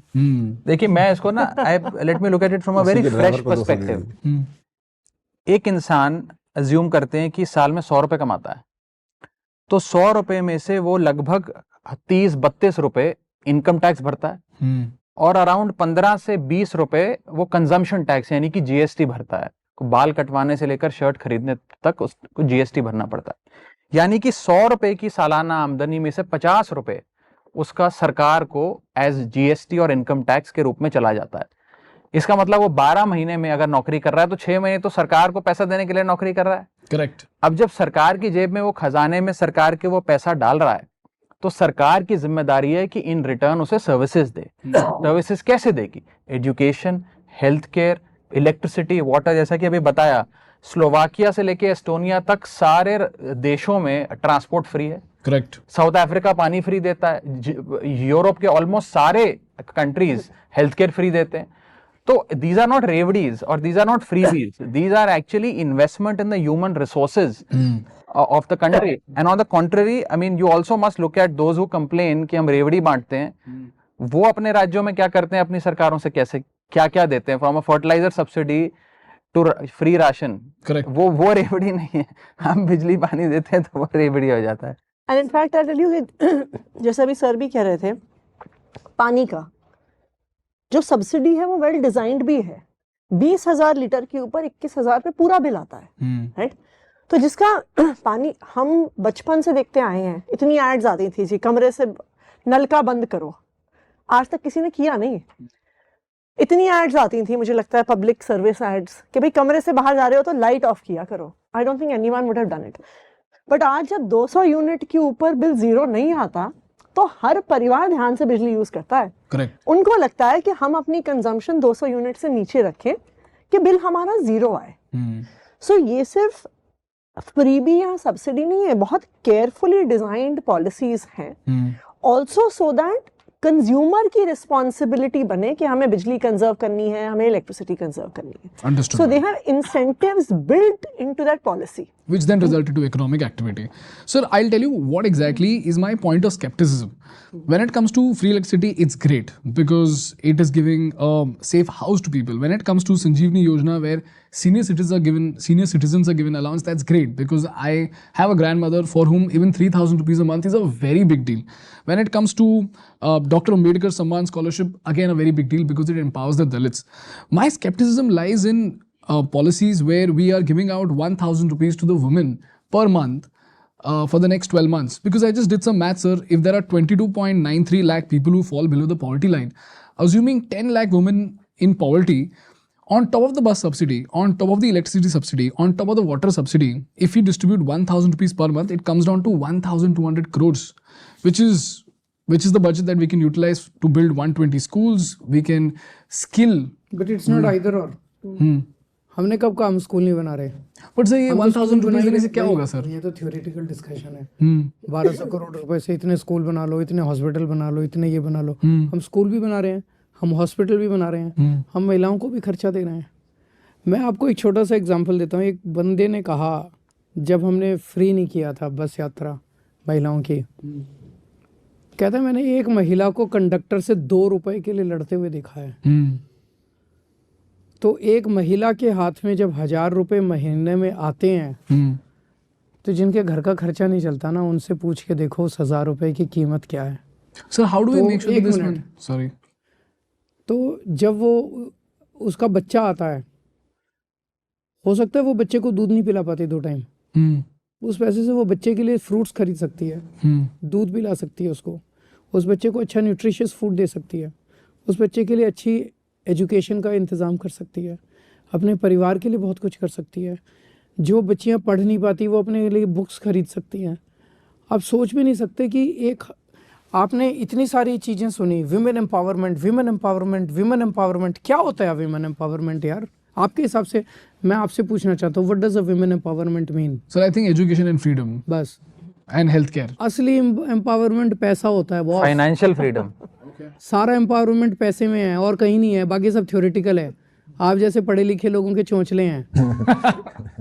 असली एम्पावरमेंट पैसा है। एक औरत के हाथ में 1,000 रुपए दे, एक औरत ने बताया, एक टीवी प्रोग्राम में मैं था, so there were lot of women sitting there. वो कहती है अभी पति से छुप छुप के पैसे चुराने पड़ते हैं, और उस चुराए हुए पैसे को कहीं रखती हूँ कि जब जरूरत पड़े।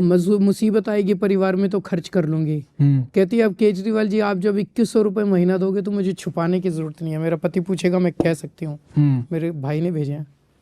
सर तो आप वो एक औरत का जो एम्पावरमेंट असली पैसे में है यार। एक गरीब और मिडिल क्लास के आदमी के हाथ में पैसा देना ही सबसे बेस्ट इकोनॉमिक्स है। कोई भी इकोनॉमिक थ्योरी उठा के देख लो आप।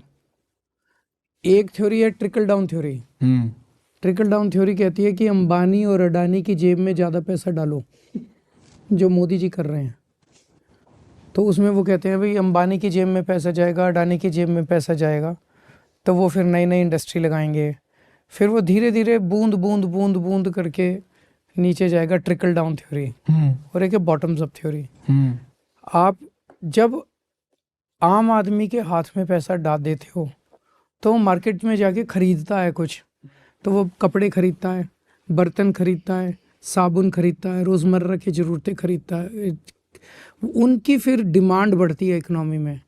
जब इकोनॉमी में डिमांड बढ़ती है तो प्रोडक्शन बढ़ती है, प्रोडक्शन बढ़ती है तो जॉब्स क्रिएट होते हैं और फिर जीडीपी ग्रो करती है। जब अंबानी और अडानी के हाथ में पैसा जाता है तो वो अपनी वाइफ को बर्थडे के अंदर एक हवाई जहाज गिफ्ट करता है, तो हवाई जहाज की डिमांड बढ़ती है, उससे कुछ नहीं होता। तो आपकी सबसे बेस्ट इकोनॉमिक किसी भी तरह से आप आम आदमी के हाथ में पैसा पहुंचा दो। तो हमने मिनिमम वेज इंक्रीज करके आम लेबर के हाथ में पैसा, मजदूर के हाथ में पैसा पहुंचाया। और महिलाओं के हाथ में, अगर गरीब महिलाओं के हाथ में 1000 रुपए दे रहे हैं, इससे बड़ा और इससे अच्छा इकोनॉमिक डिसीजन नहीं हो सकता। ओके वो मार्केट वो क्या करेगी उस पैसे का? वो मार्केट में जाके कुछ सामान खरीदेगी, घर का सामान खरीदेगी, इसी से इकोनॉमी बढ़ेगी। Sir but doesn't this inculcate a bad habit of expecting money from the government all the time? एक ये बड़ी इंटरेस्टिंग चीज आती है कि अगर गरीबों को पैसा दे दिया तो ये आलसी हो जाएंगे, काम करना बंद कर देंगे। अडानी को मोदी जी कितना देते हैं हर साल? I have no idea sir. जो भी देते हैं वो तो आलसी नहीं हुआ, ये गरीब ही आलसी होंगे। How do we ensure that this money is not misused? Misuse How क्या do you होता है? ensure that the money transferred by Modi ji to Adani is not misused? Sir, I have no idea. Because misuse क्या होता है? sir, I'll tell you, sir. I'll tell you. एक चीज बताओ, दो ही चीजें क्या मिसयूज करके पिक्चर दिखाएगी, यही मिसयूज होगा। एक दिन अपने लिए 2 सूट खरीद लेगी, क्या बुरा है यार? ठीक है सर, क्योंकि अभी सर अभी आपने एक चीज बताओ, हाँ। अगर एक गरीब महिला अपने लिए 2 सूट खरीद ले, एक महीने में एक अपने बच्चों के साथ दोनों बच्चों को ले जाके पिक्चर दिखाए, कौन सा मिसयूज हो गया यार? थोड़ा सा एंटरटेनमेंट उनको भी जिंदगी में कर लेने दो। तो you are saying benefit of doubt? Of course नहीं दो ही चीजें हो सकती हैं। Benefit and where is doubt. दो ही चीजें हो सकती हैं इसमें।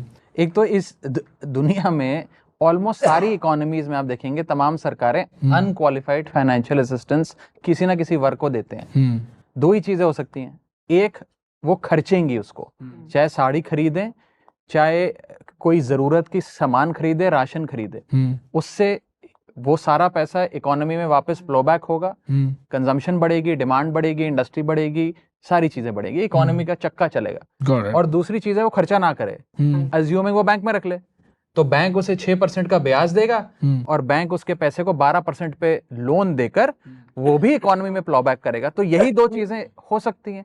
इन बोथ दिस केसेस आपकी इकोनॉमी का पहिया और तेजी से भागेगा। Got it. Sir, we are also giving out 1 lakh rupees to the rickshaw walas, right, sir? No we are not. वो 1 लाख रुपए For the wedding of their daughters. हाँ, डॉटर की वेडिंग में यार क्या दिक्कत है? Sir, I have no idea how that makes sense, sir. I'm so sorry. Can you please explain? तो उसकी बेटी की शादी जब होती है, बेटी की शादी में खर्चा होता है। अभी हम ऑलरेडी दिल्ली सरकार की स्कीम है, सभी सरकारों की स्कीम है कि गरीबों की बेटियों की शादी में 20-20 हज़ार रुपए अभी हम देते हैं। तो अगर 1 लाख रुपए उसके बेटी की शादी में कंट्रीब्यूट कर दिया, शादी में आप जानते हैं, मतलब कहने को जो मर्जी कर लो, शादी सिंपल होनी चाहिए। मुझे नहीं पता आप शादीशुदा हो और आपकी शादी में कितना खर्च अभी हुआ सर मेरा, अभी हुआ तो काफी खर्च किया काफी होगा, हुआ सर, है ना? तो जब आपकी शादी में इतना हो तो उसको 1 लाख रुपए खर्च कर। Sir, but it's not earned money, sir. Sir, by that logic, we should just be sponsoring everything to the. No, not everything. We are not sponsoring everything. It's just that's exactly what I'm saying. Trying to say. थोड़ा सा सरकार होती किस लिए है? To take care of the people. To care of the people. Now, how do we take care of the people? These are different ways in which we take care of the people. Okay. शादी में जब वो शादी करता है, शादी में उसके खर्चे होते हैं, वो लोन उठाता है फिर जगह जगह से। आप कई जगह लोन भी तो माफ़ करते हो ना लोगों के। तो अगर हम उसको एक ऐसी फैसिलिटी दे रहे हैं, उसे लोन लेने की ज़रूरत नहीं पड़ेगी, उसको क्या दिक्कत है? I don't think there is any problem in that. Are you sure, sir? I am sure. Sir, but why only just rickshaw walas? Why not everybody then? All people at the bottom of the pyramid. अभी तो आप रिक्शे वाले को ही नहीं देने दे रहे। But sir, why सबको specifically दे the देंगे rickshaw तो wala, sir? करेंगे धीरे धीरे। सबको मिल रही है अभी 20,000 रुपये मिल रही है। 20,000। But what is so special about this category rickshaw walas that we're giving them 1 lakh rupees, sir? इनके साथ बातचीत चल रही थी, so it was decided, they demanded it, we announced it.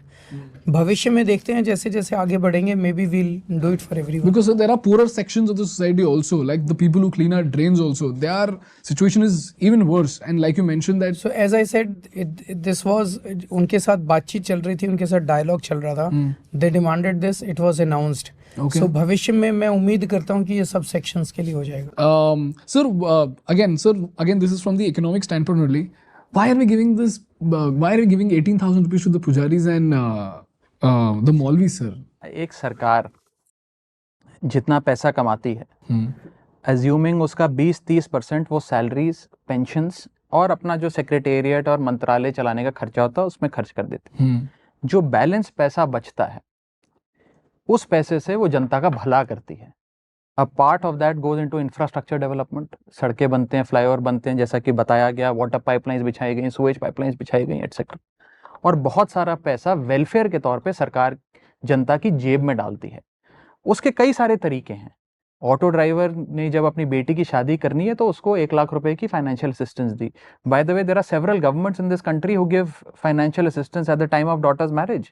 ममता बनर्जी जी की सरकार बंगाल में देती है, तमिलनाडु में डीएमके की सरकार देती है। Similarly, there are sections of the society that are identified to whom some money is given in their pocket through which either they benefit the society. आप जैसे अब आप पुजारी की बात कर रहे हैं तो वो अपने खर्चे में, मंदिर को चलाने के खर्चे में, प्लेसेस ऑफ वर्शिप पे को ऑगमेंट करने पे खर्चा करेंगे और कुछ पैसा अपनी जेब में रखेंगे, अपने परिवार पे खर्च करेंगे, अपने बच्चों पे खर्च करेंगे। उन्होंने अपना जीवन समाज को, धर्म को सौंप दिया तो उनकी जेब में थोड़ी सी पैसा डालकर एक फाइनेंशियल असिस्टेंस देने का एक प्रयास है। तो मुझे लगता है इस देश में और तमाम इकोनॉमीज में कई सारे मॉडल्स हैं फाइनेंशियली एम्पावर करने के, फाइनेंशियल असिस्टेंस देने के उन लोगों को जिनको जरूरत है इस पैसे की। This is just one of the several ways of doing it. And I'm so sorry to say this, but it doesn't make any sense. Like, how do we ensure that they are really servicing the society? You might be an atheist. I'm not an atheist, sir. My family is extremely religious. I'm an agnostic. I believe in things when I see them happen, and I've seen these things happen very practically, very often, very frequently across the There are a large country. number of people in this country who are religious minded, like your mother. Likewise, I would say more than 95% of this country is like your mother, and they support this. Okay. But they will all, अब कुछ भी announce करो, there will always be a certain section of the society which will be against it. Got it, sir. So I think हमने 95% लोगों के हिसाब से announcement किया। और जो भगवान की सेवा कर रहा है हम उसकी सेवा कर रहे हैं। सर, सब लोग तो नहीं कर रहे हैं सर, बट ठीक है। देखिए, ये इस बात को आप समझिए, आपने कहा कि हो सकता है उसमें से कुछ मिसयूज करें या वो गलत काम करते हैं। मान लीजिए 10% उनमें से गलत काम भी करते हैं, बट हम 90% लोगों को उस 10% के मिसयूज और फ्रॉड की वजह से डिप्राइव नहीं कर सकते।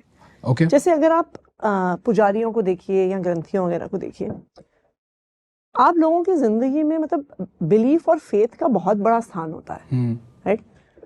सुख दुख के समय पे यही पुजारी, यही पंडित, यही ग्रंथी हमारे साथ खड़े होते हैं। हो सकता है कि कुछ तरह के मॉडर्न आउटलुक वाले लोग, उनको लगता है कि शायद हमें ज़रूरत नहीं है, लेकिन जब आपके परिवार का कोई गुजर जाता है ना, तो जो पंडित वहाँ पे खड़े होके अंतिम संस्कार कर रहा होता है, जो 13 दिन आके घर में आपके रिचुअल्स करता है, वो आपके लिए बहुत बड़ी इमोशनल सपोर्ट है। बट पैसे भी लेता ना मैम उसके लिए। मैं बताता For हूँ every इसमें, service that they जैसे deliver. ऐसे कुछ पंडित और ऐसे कुछ ब्राह्मण हो सकते हैं who are pretty well off, और जब भी हम ऐसी चीज़ों की बात करते हैं हमारे सामने उन्हीं की शक्ल आती है। बट बिलीव मी, 80 to 90% पुजारी हैंड टू माउथ जीते हैं। आपके घर में शादी है, आपके घर में मौत हो गई, बर्थडे है, कोई भी वो है, आप उस पुजारी के हाथ में जो भी रख देते हैं, आज तक कभी किसी पुजारी ने आपको कहा कि दक्षिणा कम दी भाई साहब आपने? कहा तो है सर, इसीलिए मैं बोल रहा हूँ। मेरे को कभी नहीं कहा। मैं आज तक कभी ऐसे पुजारी से, पंडित से, ब्राह्मण से नहीं मिला। उसके हाथ में आप 11 रुपये रख दो, उसके हाथ में 101 रुपये रख दो, उसके हाथ में 1100 रुपये रख दो या 11,000 रुपये रख दो, जो मर्जी आप उसके हाथ में रख दो, वो आपको आशीर्वाद देके घर चला जाता है। आप उनके प्रोफेशन से सहमत हो सकते हैं अगर आप रिलीजियस हैं, असहमत हो सकते हैं अगर आप एग्नोस्टिक हैं या एथिस्ट हैं, लेकिन वो भी समाज की एक नीड को पूरा कर रहे हैं। तो वो समाज की जब ज़रूरत को पूरा कर रहे हैं, समाज के साथ खड़े हैं, तो समाज की जिम्मेदारी है। Sir, but even a guitarist who's playing guitar at the railway station is making life pleasant for the people over there. ऐसे लोगों का मैं उनको गिटारिस्ट में, तो आपने उसको गिटारिस्ट शब्द यूज़ किया, मैं I would say suppose beggars हैं, let's bring everyone in that category. अभी हम लोग स्पेशली देखिए, सारी चीज़ें तो अभी 10 साल ही हुए हैं हमारे को सरकार बनाए हुए, और वो भी हाफ स्टेट में सरकार है और एक हमारी पंजाब में सरकार है। सारी चीज़ें हम 2 दिन में पूरी नहीं कर सकते। लेकिन बेगर्स, बच्चों के लिए खासकर, जो बच्चे आपको ट्रैफिक लाइट पे कार पे नॉक नॉक करते हैं और बलून बेचने की कोशिश करते हैं, उनको देख के बहुत दर्द होता है दिल में कि 75 साल की आज़ादी के बाद भी हम इन बच्चों के लिए कुछ नहीं कर पाए। अब हमने अनाउंस किया है कि उन बच्चों के लिए हम रेजिडेंशियल स्कूल्स खोलेंगे। It's not going to be easy. वो बच्चे बहुत नशे में डूबे होते हैं। उन लोगों को सही रास्ते पे लाना is not just spending some money on them, it's also going to be quite a laborious task. लेकिन हमने डिसाइड किया कि हम उनके लिए कई सारे रेजिडेंशियल स्कूल्स खोलेंगे, जहाँ इन सारे बच्चों को ट्रैफिक लाइट से उठा के हम उन स्कूल्स में डाल के उनको अच्छी एजुकेशन दे के मेन स्ट्रीम में लाने की कोशिश करेंगे। हमारी ये कोशिश रहती है कि we find a way to make their life better and easier and more dignified. Ma'am, because you have a revenue surplus, all of this makes complete sense. I'm just imagining a state when, if there is a deficit, of course your state is far away from deficit, but if other states get inspired from all of these things and they start identifying the segments where they don't run an economically viable profession, they are bound to go out of business today or tomorrow, whether that's a pujari or a guitarist or even the sound recordist over here. If these people tomorrow stop making money because the industry is evolving, the government cannot come down and give them pocket money because it's just not viable for the state. हुआ है history में, जब जब depression आता है, economic depression आता है, जब कोई पूरा का पूरा इकोनॉमिक सेगमेंट बैठ जाता है, सरकार डोल्स देती है। सरकार होती किस लिए है यार? सरकार डोल्स देती है, सरकार इकोनॉमिक सपोर्ट देती है अपने लोगों को, सरकार सीधे कैश ट्रांसफ़र करती है लोगों को। कोरोना के टाइम में पूरे देश में हमारी अकेली सरकार थी जिसने ऑटो वालों को, टैक्सी वालों को, लेबर को 5-5 हज़ार रुपये उनके अकाउंट में डलवाए थे। उसके अलावा यूएसए में हमने सुना, यूएसए में direct cash transfer to every US citizen. Yeah, but that was temporary ना सर, उसके बाद तो they decreased it, right? हाँ, तो जब जब जरूरत पड़ती है तब तब दिया जाता है। Yeah. सरकारें होती इसलिए है। बट सर ये जो लॉजिक जो था ना कि इकोनॉमिकली अनवाइबल प्रोफेशन है, जैसे पुजारी हो गया, if that logic is applied to every single profession that is existing in Delhi right now and the government begins to fund it, so let's not generalise everything, we are not doing it ना। तो अभी तो हम जितना possible है, जो segment है उसके लिए कर रहे हैं। नहीं, और भारत सरकार और अन्य सरकारें भी अपने अपने हिसाब से वेलफेयर करने की कोशिशें तो करती रहती हैं। अब आप देखिए, हिंदुस्तान में सरकार मनरेगा को पैसा देती है, फर्टिलाइजर सब्सिडी देती है, गैस सिलेंडर बहुत लंबे समय तक दिए, 80 लाख लोगों को राशन देती है। करेक्ट। अब आप कहेंगे कि ये भी फ्री भी है? नहीं सर, वो नहीं है फ्री भी। तो और ये फ्री भी है जो हम दे रहे हैं? नहीं सर, मैं sir like I said, electricity, food, transportation, all of it, I am able to understand the logic behind this sir, because मैंने देखा है इसका benefit. In fact like I said, when I spoke to people, they told me that their lives have improved because of health care, because of education. एक बार ये पुजारी वाला शुरू हो जाए, यू शुड टॉक टू 100 पुजारीज। Done sir, I will definitely say that their life has improved. Done sir, I will definitely do that, but like an agnost, I will go and see the evidence and I'll definitely let you know sir. नहीं, they will definitely say उनकी life improve हुई है। उनकी वजह से दूसरों की life कितनी इम्प्रूव हुई है, ये तो फिर रिलीजियस। बिकॉज सर मेरा मायोपिक व्यू ये देखता है कि मैंने अपसेलिंग सर्विसेज देखे हैं पुजारी से कि आप 1000 रुपए कर दो, 2000 रुपए कर दो, आप भगवान के पास चले जाओगे, ऐसा कर दोगे, वैसा कर दोगे, स्वर्ग का ये द्वार खुल जाएगा। मैं उसमें सब में नहीं जा रहा। ये लोगों का पर्सनल फेथ है, लोगों की पर्सनल बिलीफ्स है। कुछ लोग मानते हैं, कुछ लोग नहीं मानते, कुछ लोग ये मानते हैं, कुछ लोग वो मानते हैं. I am not going to that. I am only on the fact that they are providing some service to the society, and that service has a huge demand in the society. Got it. आज ये नहीं रहेंगे, कोई और आ जाएगा. इस demand को तो पूरा करना ही है, because there is a demand in the society. So if there is a demand in the society and they are fulfilling that demand, then they be better compensated. Because I was of the opinion that if they're fulfilling that demand, the economics will reward them for fulfilling that demand. Because it's not really a commercial activity. There is no price to it.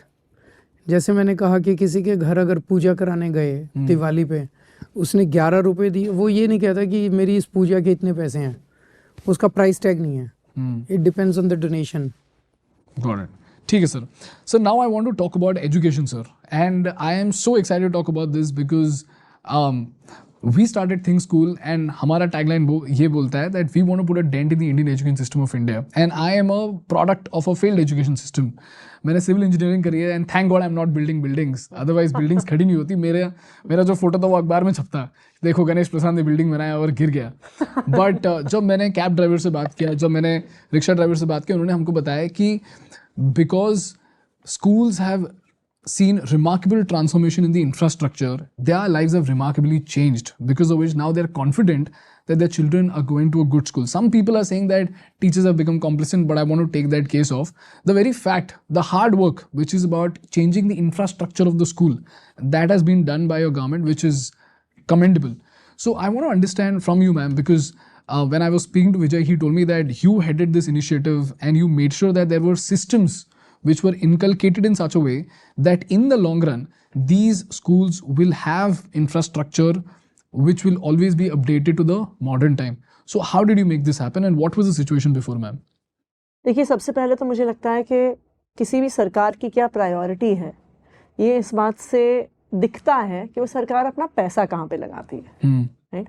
जब 2015 में sir जब chief minister बने, जो पहला budget present हुआ Delhi assembly में, उससे पहले एजुकेशन का बजट दिल्ली सरकार का 5,000 करोड़ का होता था. Okay. एक शॉट में वो डबल करके 10,000 करोड़ कर दिया इन a single shot. Delhi became the first state जिसने 25% अपने बजट का एजुकेशन में लगाया है. Correct. और लगातार 10 साल से लगाती आ रही है. राइट. तो सबसे पहले तो ये था कि कोई भी ये चीज करने के लिए, मैम एक सेकंड, आपने 25% लगाया ना, बाकी स्टेट्स का कंपैरिजन दीजिए ताकि ऑडियंस को समझ में आए कि कितनी बड़ी बात है. 3%, 4%. Can you give me some examples? 5%. Maximum. National level पे शायद 2%. National level पे भी it's less than 5%. नहीं, center is less than 2%. Center is less than 2%, and we've done 25%. 25% of the annual budget. Ma'am, what happened because of this 25% budget allocation? देखिए, सबसे पहली जो चीज हुई, मुझे याद है अभी भी, कि इंफ्रास्ट्रक्चर सरकारी स्कूलों का बहुत बुरे हाल में था. मुझे अभी भी याद है जब 2015 में मनीष जी एजुकेशन मिनिस्टर थे, मैं उनकी एडवाइजर थी. हम लोग जब स्कूलों में जाते थे ना, आप स्कूल के अंदर घुसिए, सबसे पहले टॉयलेट की बदबू आती थी. ऐसे होते थे दिल्ली गवर्नमेंट स्कूल्स. और जिस टॉयलेट की बदबू 100 मीटर दूर आ रही होती थी ना, उसके बाहर कॉरिडोर में बच्चे जमीन पे बैठ के पढ़ रहे होते थे. क्यों? क्योंकि क्लासरूम्स की कमी थी. क्लास में डेस्क नहीं होता था, स्कूल में पीने का पानी नहीं होता था, साफ टॉयलेट नहीं होते थे, सफाई कर्मचारी नहीं होते थे, कोई डेस्क नहीं थे, कोई दीवारें टूटी हुई थी, छत चूरी थी. Like a classic government school. Government school बोलती मेरे दिमाग में यही आता है जो भी आपने अभी डिस्क्राइब किया. Then what did you do different to build a system to change this, ma'am? देखिए, सबसे पहले तो इंफ्रास्ट्रक्चर पे बहुत काम हुआ. जैन साहब PWD मिनिस्टर थे उस समय. ऐसी वॉर फुटिंग पे PWD ने कमरे बनाए. अगर आप 1947 to 2015 देखिए, दिल्ली के सरकारी स्कूलों में 24,000 कमरे बने इन द 65 years. 2015 to 2025 हमने 22,700 कमरे बना लिए with in 10 years. That's amazing. So the speed at which infrastructure was built, और मैं ये मानती हूँ, और उसमें जैन साहब का मैं बहुत बड़ा कंट्रीब्यूशन मानती हूँ, कि ना सिर्फ इंफ्रास्ट्रक्चर बना, हाई क्वालिटी इंफ्रास्ट्रक्चर बना. अच्छा, मुझे भी शुरू में लगता था कि भाई ऐसी क्या ज़रूरत है ग्रेनाइट लगाने की, ऐसी क्या ज़रूरत है स्टेनलेस स्टील की हमें रेलिंग्स लगाने की. लेकिन आज अगर आप स्कूलों में जाइए, जो इतना शानदार इंफ्रास्ट्रक्चर बना है, जब सरकारी स्कूल में बच्चे जाते हैं ना, अपना कॉलर उठा के जाते हैं, अपना सीना aspiration. चौड़ा करके जाते हैं। एक ही चीज से मैं बताऊँ, शील कंटिन्यू। 2015 में सरकार बनी, एक स्कूल में हम लोग गए, एक बच्चे से पूछा, हमने कहा भाई आप तो देश का भविष्य हैं। उस बच्चे ने कहा नहीं सर, मैं देश का भविष्य नहीं हूँ, मैं तो सरकारी स्कूल में पढ़ता हूँ, देश का भविष्य तो प्राइवेट स्कूल वाले हैं। अच्छा, हाँ। Yes. आज 7 साल बाद जब उसी स्कूल में गए, वही बच्चा मिला, कहता सर। देखो very sweet. मैं ना सरस्वती विहार में रहता हूँ, हमारे साथ में पीडब्ल्यूडी ने, दिल्ली सरकार ने एक स्कूल बनाया था। हमारी सरकार बनी तो स्कूल को तोड़ के दोबारा बनाना पड़ा आफ्टर 20। सारे स्कूलों को दोबारा बनाया है बाय द वे, तोड़ना पड़ा। जितने स्कूल थे सारी बिल्डिंग्स को तोड़ के सारी बिल्डिंग्स को दोबारा बनाया गया है, and that is the reason we have world class buildings today. आज हमारे स्कूलों के अंदर ना ऑडिटोरियम देखिएगा, प्राइवेट स्कूलों से कहीं बेटर है। Air conditioned auditoriums in government schools, swimming pool बनाए, लिफ्ट्स। अगर 3-4 मंजिली स्कूल है तो लिफ्ट लगी हुई है स्कूलों के अंदर, गवर्नमेंट स्कूल्स के अंदर। sir, was this a question of just intent or could any government have done this? Intent, That's it. नीयत, नीयत के सवाल है, बाकी और कोई सवाल नहीं है। The easier part was to invest. मतलब जब शुरू में हुआ था तो हमने पहले साल में कहा कि सारे टॉयलेट ठीक कराओ, 4-5 चीज़ों पे जोर दिया, सफाई, टॉयलेट, बाउंड्री, पीने का स्कूल पानी, की बाउंड्री, पीने का पानी, पीने का पानी, ये 4-5 चीज़ों की हमने सारे, ब्लैक बोर्ड, ये सारे स्कूलों के अंदर एक साथ पहले साल में हमने किया। But that was not sufficient. फिर स्कूलों की बिल्डिंग्स तोड़ के बनानी चालू की। लेकिन लोग अपने बच्चों को अच्छी बिल्डिंग के लिए स्कूल में थोड़ी भेजते हैं, रिजल्ट्स के लिए भेजते हैं। फिर हमने सारे स्कूल्स के प्रिंसिपल्स को अब्रॉड भेजा ट्रेनिंग के लिए। फिनलैंड भेजा था ना सर? फिनलैंड भेजा, सिंगापुर भेजा, कैम्ब्रिज भेजा, IIM अहमदाबाद, हमारे हजारों टीचर्स को हमने IIMs में भेजा। क्या हुआ सर उसके बाद? When the teachers came back, what was the change in their मैं perspective? आपको बड़ी इंटरेस्टिंग बात बताती हूँ। हमारा एक batch of principals IIM Ahmedabad गया था। So once they first came back, तो मैं उनमें से कुछ के साथ बैठी हुई थी। मैंने उनसे पूछा कि कैसा रहा, क्या अच्छा लगा। I will never forget that conversation. उस प्रिंसिपल ने 2 चीजें कही। उसने कहा कि IIM अहमदाबाद में हम जब गए, कहते वहां पे हर क्लास बिल्कुल डॉट टाइम पे शुरू होती थी, राइट। उसने एक दूसरी चीज़ कही, उसने कहा कि वहाँ के डायरेक्टर ने भी आके हमारी एक क्लास दी थी और सारे उनके सीनियर प्रोफेसर्स ने पढ़ाया। ही सेड दैट वो इतनी तैयारी करके आते थे क्लास के लिए, चाहे वो एक लेक्चरर हो, प्रोफेसर हो या IIM अहमदाबाद का डायरेक्टर हो। आप इस बात को समझिए, जब वो 2 चीज़ें पॉइंट आउट कर रहा है, पहली बार एक दिल्ली के सरकारी स्कूल के प्रिंसिपल को एक वर्ल्ड क्लास इंस्टीट्यूशन का इथॉस देखने का मौका मिला। पहले उन्होंने देखा ही नहीं था। पहले उन्होंने देखा ही नहीं था कि एक अच्छा इंस्टीट्यूशन क्या होता है, उसका माहौल क्या होता है, उसका हेड ऑफ द इंस्टीट्यूशन क्या करता है, उसके टीचर्स क्या करते हैं। तो IIM अहमदाबाद में वो लीडरशिप ट्रेनिंग तो लेके आए, सिंगापुर में वो लीडरशिप ट्रेनिंग, कैम्ब्रिज में वो लीडरशिप ट्रेनिंग तो लेके आए, पर पहली बार उनको एक वर्ल्ड क्लास इंस्टीट्यूशन देखने का मौका मिला। उनको लगा कि भाई मुझे अपना स्कूल यहाँ पे पहुंचाना है। वरना वो यही देखते थे, मेरे बगल का सरकारी स्कूल भी टूटा हुआ है, इस तरफ भी टूटा हुआ है, यहाँ से भी बच्चे छुट्टी होने से पहले भाग जाते हैं, यहाँ से टीचर ट्रेन पकड़ने के लिए भाग जाते हैं। तो बेंचमार्क चेंज हो गया उनका। बेंचमार्क उनके चेंज हो गए। Got it. दूसरा मैं ये भी देखती हूँ कि बहुत सारी चीजें जो हमने करी वो रॉकेट साइंस नहीं थी, वो बहुत सिंपल चीजें थी। अब जैसे स्कूलों में सफाई नहीं है, या आपको क्या करना है, आपको वहाँ पे कोई सफाई के लिए लगाना है, आपको उनको मटेरियल देना है कि भाई जितने बच्चे हैं उसके हिसाब से इतनी सफाई होनी चाहिए, और सफाई नहीं हो तो उसके हिसाब से पेनल्टीज होनी होगी। ये कोई रॉकेट साइंस नहीं है, बट किसी ने उससे पहले अपना माइंड ही नहीं अप्लाई किया। नियत नहीं थी, एजुकेशन प्रायोरिटी ही नहीं थी। सर इतना मैं आपको एक इंटरेस्टिंग बात बताती हूँ। जब हमने शुरू में ये बात हुई कि साफ सफाई करनी है, तो हम एक नए सैनिटेशन कॉन्ट्रैक्ट को लाने के प्रोसेस में थे। तो तब हम बड़ी चर्चा करते थे कि भाई इतने बच्चे हैं तो इतने सफाई कर्मचारी चाहिए, और आपको इतना हार्पिक चाहिए, और आपको इतना साबुन चाहिए। I remember once telling Manish ji, मुझे कई बार लगता है मैं सैनिटेशन डिपार्टमेंट में काम करती हूँ रादर देन एजुकेशन डिपार्टमेंट। लेकिन जब स्कूल साफ होते हैं ना, even before the infrastructure change, when the schools started getting cleaner, that was also signaling of intent। कि पेरेंट्स आके कहते थे कि क्या हुआ जी, शुरू में अब 1 साल में तो इंफ्रास्ट्रक्चर नहीं बदला, लेकिन 1 साल में शुरू में स्कूलों में सफाई हो गई, वहां पे पीने का पानी आ गया, वहां पे क्लासरूम में ब्लैक बोर्ड आ गए, टॉयलेट साफ हो गए, टॉयलेट साफ हो गए। तो ऑल ऑफ अ सडन बच्चों को भी लगने लगा, पेरेंट्स को भी लगने लगा कि भाई स्कूल सिस्टम सीरियस है, करेक्ट, टीचर्स को भी लगने लगा कि भाई सरकार इन बच्चों के बारे में कुछ चिंता कर रही है। तो टीचर्स को भी ये मैसेज जाता है कि भाई the government is serious, government की नीयत है कि इन बच्चों को अच्छा माहौल दिया जाए और उनको अच्छी पढ़ाई लिखाई दी जाए। मैं इनफैक्ट एक स्कूल में गया, इंटेंट को फर्दर डिफाइन करिए। The investment by our government in education was not for the next election. The investment was by in our the first year, government first budget. was in the first budget. The investment in education by our government was for the next generation, not for the next election, which is the most That's critical most aspect. important. correct, because every party would just optimize for the next election if they wanted to do this just for politics. Ma'am, in fact, just to validate your statement, I in fact went to a school in Kiran Vihar. This was day before yesterday. In तो Delhi. जब वहाँ, sorry sir, In Delhi. in Delhi. तो जब किरण विहार के school में मैं गया था, वहाँ पे I saw that there were CCTV cameras which were crystal clear. And when I spoke to the principal over there, he said that CCTV camera is a luxury and I can monitor all the classrooms from here. He said that with pride. So I was just thinking to myself as to why is this CCTV camera such a big deal? And when I went back to my school days, I realized that even in a private school back then, CCTV cameras weren't there. So there was no way to monitor if there is something bad that's happening in a particular classroom or not. But now there is such a big safety net that especially when there are rising cases of sexual harassment, once there is CCTV camera that is installed, there is at least some deterrence that something like this cannot happen. You can check if what exactly is the teacher doing in the classroom when there is CCTV camera. In fact, when I spoke to him, in fact, जब मैं गया था ma'am school में, school बहुत ही साफ था.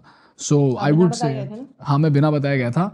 तो हमने बोला था कि हम केजरीवाल सर से मिलने जा रहे हैं, तो हम आपके स्कूल का असेसमेंट करने को आए हैं. तो हमको लगा कि चलो प्रिंसिपल मान जाएगा. उन्होंने बोला कि आपके पास नोटिस है कि नहीं है. तो हमने बोला नोटिस नहीं है, बट हम आपको ईमेल दिखा देंगे. बट हमने बोला कि सर बता दो ना सर क्या इंप्रूवमेंट हुआ है, हम सच में उनसे मिलने जा रहे हैं, तो मिलने के बाद ही हम फोटो दिखा सकते हैं आपको, तो प्लीज़ हमको बताइए. तो उन्होंने हमको बताया कि इंप्रूवमेंट तो काफ़ी सारी हुई है, हमारे पर फिर भी बहुत सारा रेस्ट्रिक्शन है कि हम बहुत सारी चीज़ें कर नहीं पाते हैं, बट पहले से हम पर बहुत ज़्यादा प्रेशर है कि हम लर्न करें और बच्चों को सिखाएं. सर एक एक्स्ट्रा एक्सपेक्टेशन वाला क्वेश्चन पूछ लूँ मैं. Are we teaching our teachers how to use ChatGPT and teach students how to use ChatGPT? वो शायद अभी नहीं है. वो अभी नहीं है, पर मैं आपको बात बताऊं, लोग खुद ही सीख जाते हैं. टीचर्स को हम सिखाएं ना सिखाएं, बच्चे तो 100% सीख जाते हैं. मैम यहाँ पे एक्चुअली मैं आपकी एक हेल्प कर सकता हूँ. इनफैक्ट द फ्रेंड जिसके घर पे मैं रुका हूँ, his name is Ansh Mehra. He runs a school call the cutting edge school, और वो बड़ी बड़ी यूट्यूब पे ट्यूटोरियल्स बनाता है how to use ChatGPT. I will get him to make a special video for children and for teachers. वो 1 घंटे का 1.5 घंटे का वीडियो होगा. If you could just circulate that in schools and make it mandatory for them to watch it, that would make a huge difference. Because sir ChatGPT is such a wonderful thing. Every phone that has WhatsApp now can use ChatGPT. You can literally speak to ChatGPT and understand every single physics concept, chemistry concept. और जब मैं IIT JEE के लिए preparation कर रहा था, succeed नहीं हुआ, लेकिन जब मैं पढ़ाई कर रहा था तब आई रोडो करके फिजिक्स का बुक था, और उसका जो सोल्यूशन भी मिलता नहीं था. उसका शायद कोई रशियन ऑथर था, और HC वर्मा था जिसका भी सोल्यूशन मिलता नहीं था, उसको अलग से खरीदना पड़ता था. बट आज इतना मैजिकल लगता है कि आप उसी क्वेश्चन को डाल दो ChatGPT में, वो आपको एक्सप्लेन भी करेगा, आप उसको क्वेश्चन पूछते रह सकते हो और आपको जवाब देता रहेगा. And to a large extent it's free, so any kid और any teacher can use that in such a way that they can empower the kid to study even without the teacher, even without the availability of the teacher, which is a great thing. So I will definitely do that. We would ma'am. be happy. It would be great if you could just circulate that. Ma'am, the last question that I have is about landfills. Sir, मेरी एक friend है KK Create. उन्होंने recently she went to the landfills of Delhi, and unfortunately she received such a cold response that she was even beaten by some people over there. While she went to that landfill, and she actually investigated. Beat कोई पता नहीं कौन लोग थे. Sir, I'll talk to her and I'll let you know about this. So, when we saw that video, we saw that people in landfills live in such disastrous conditions. And I checked. In fact, I'm a civil engineer. Like I said, a failed civil engineer. But जितनी मैंने पढ़ाई करी है, मुझे पता है it's a very mammoth problem. Like even if you want to solve it today, even if you allocate thousands of crores of budget to it, you can't solve it today. No, it is doable.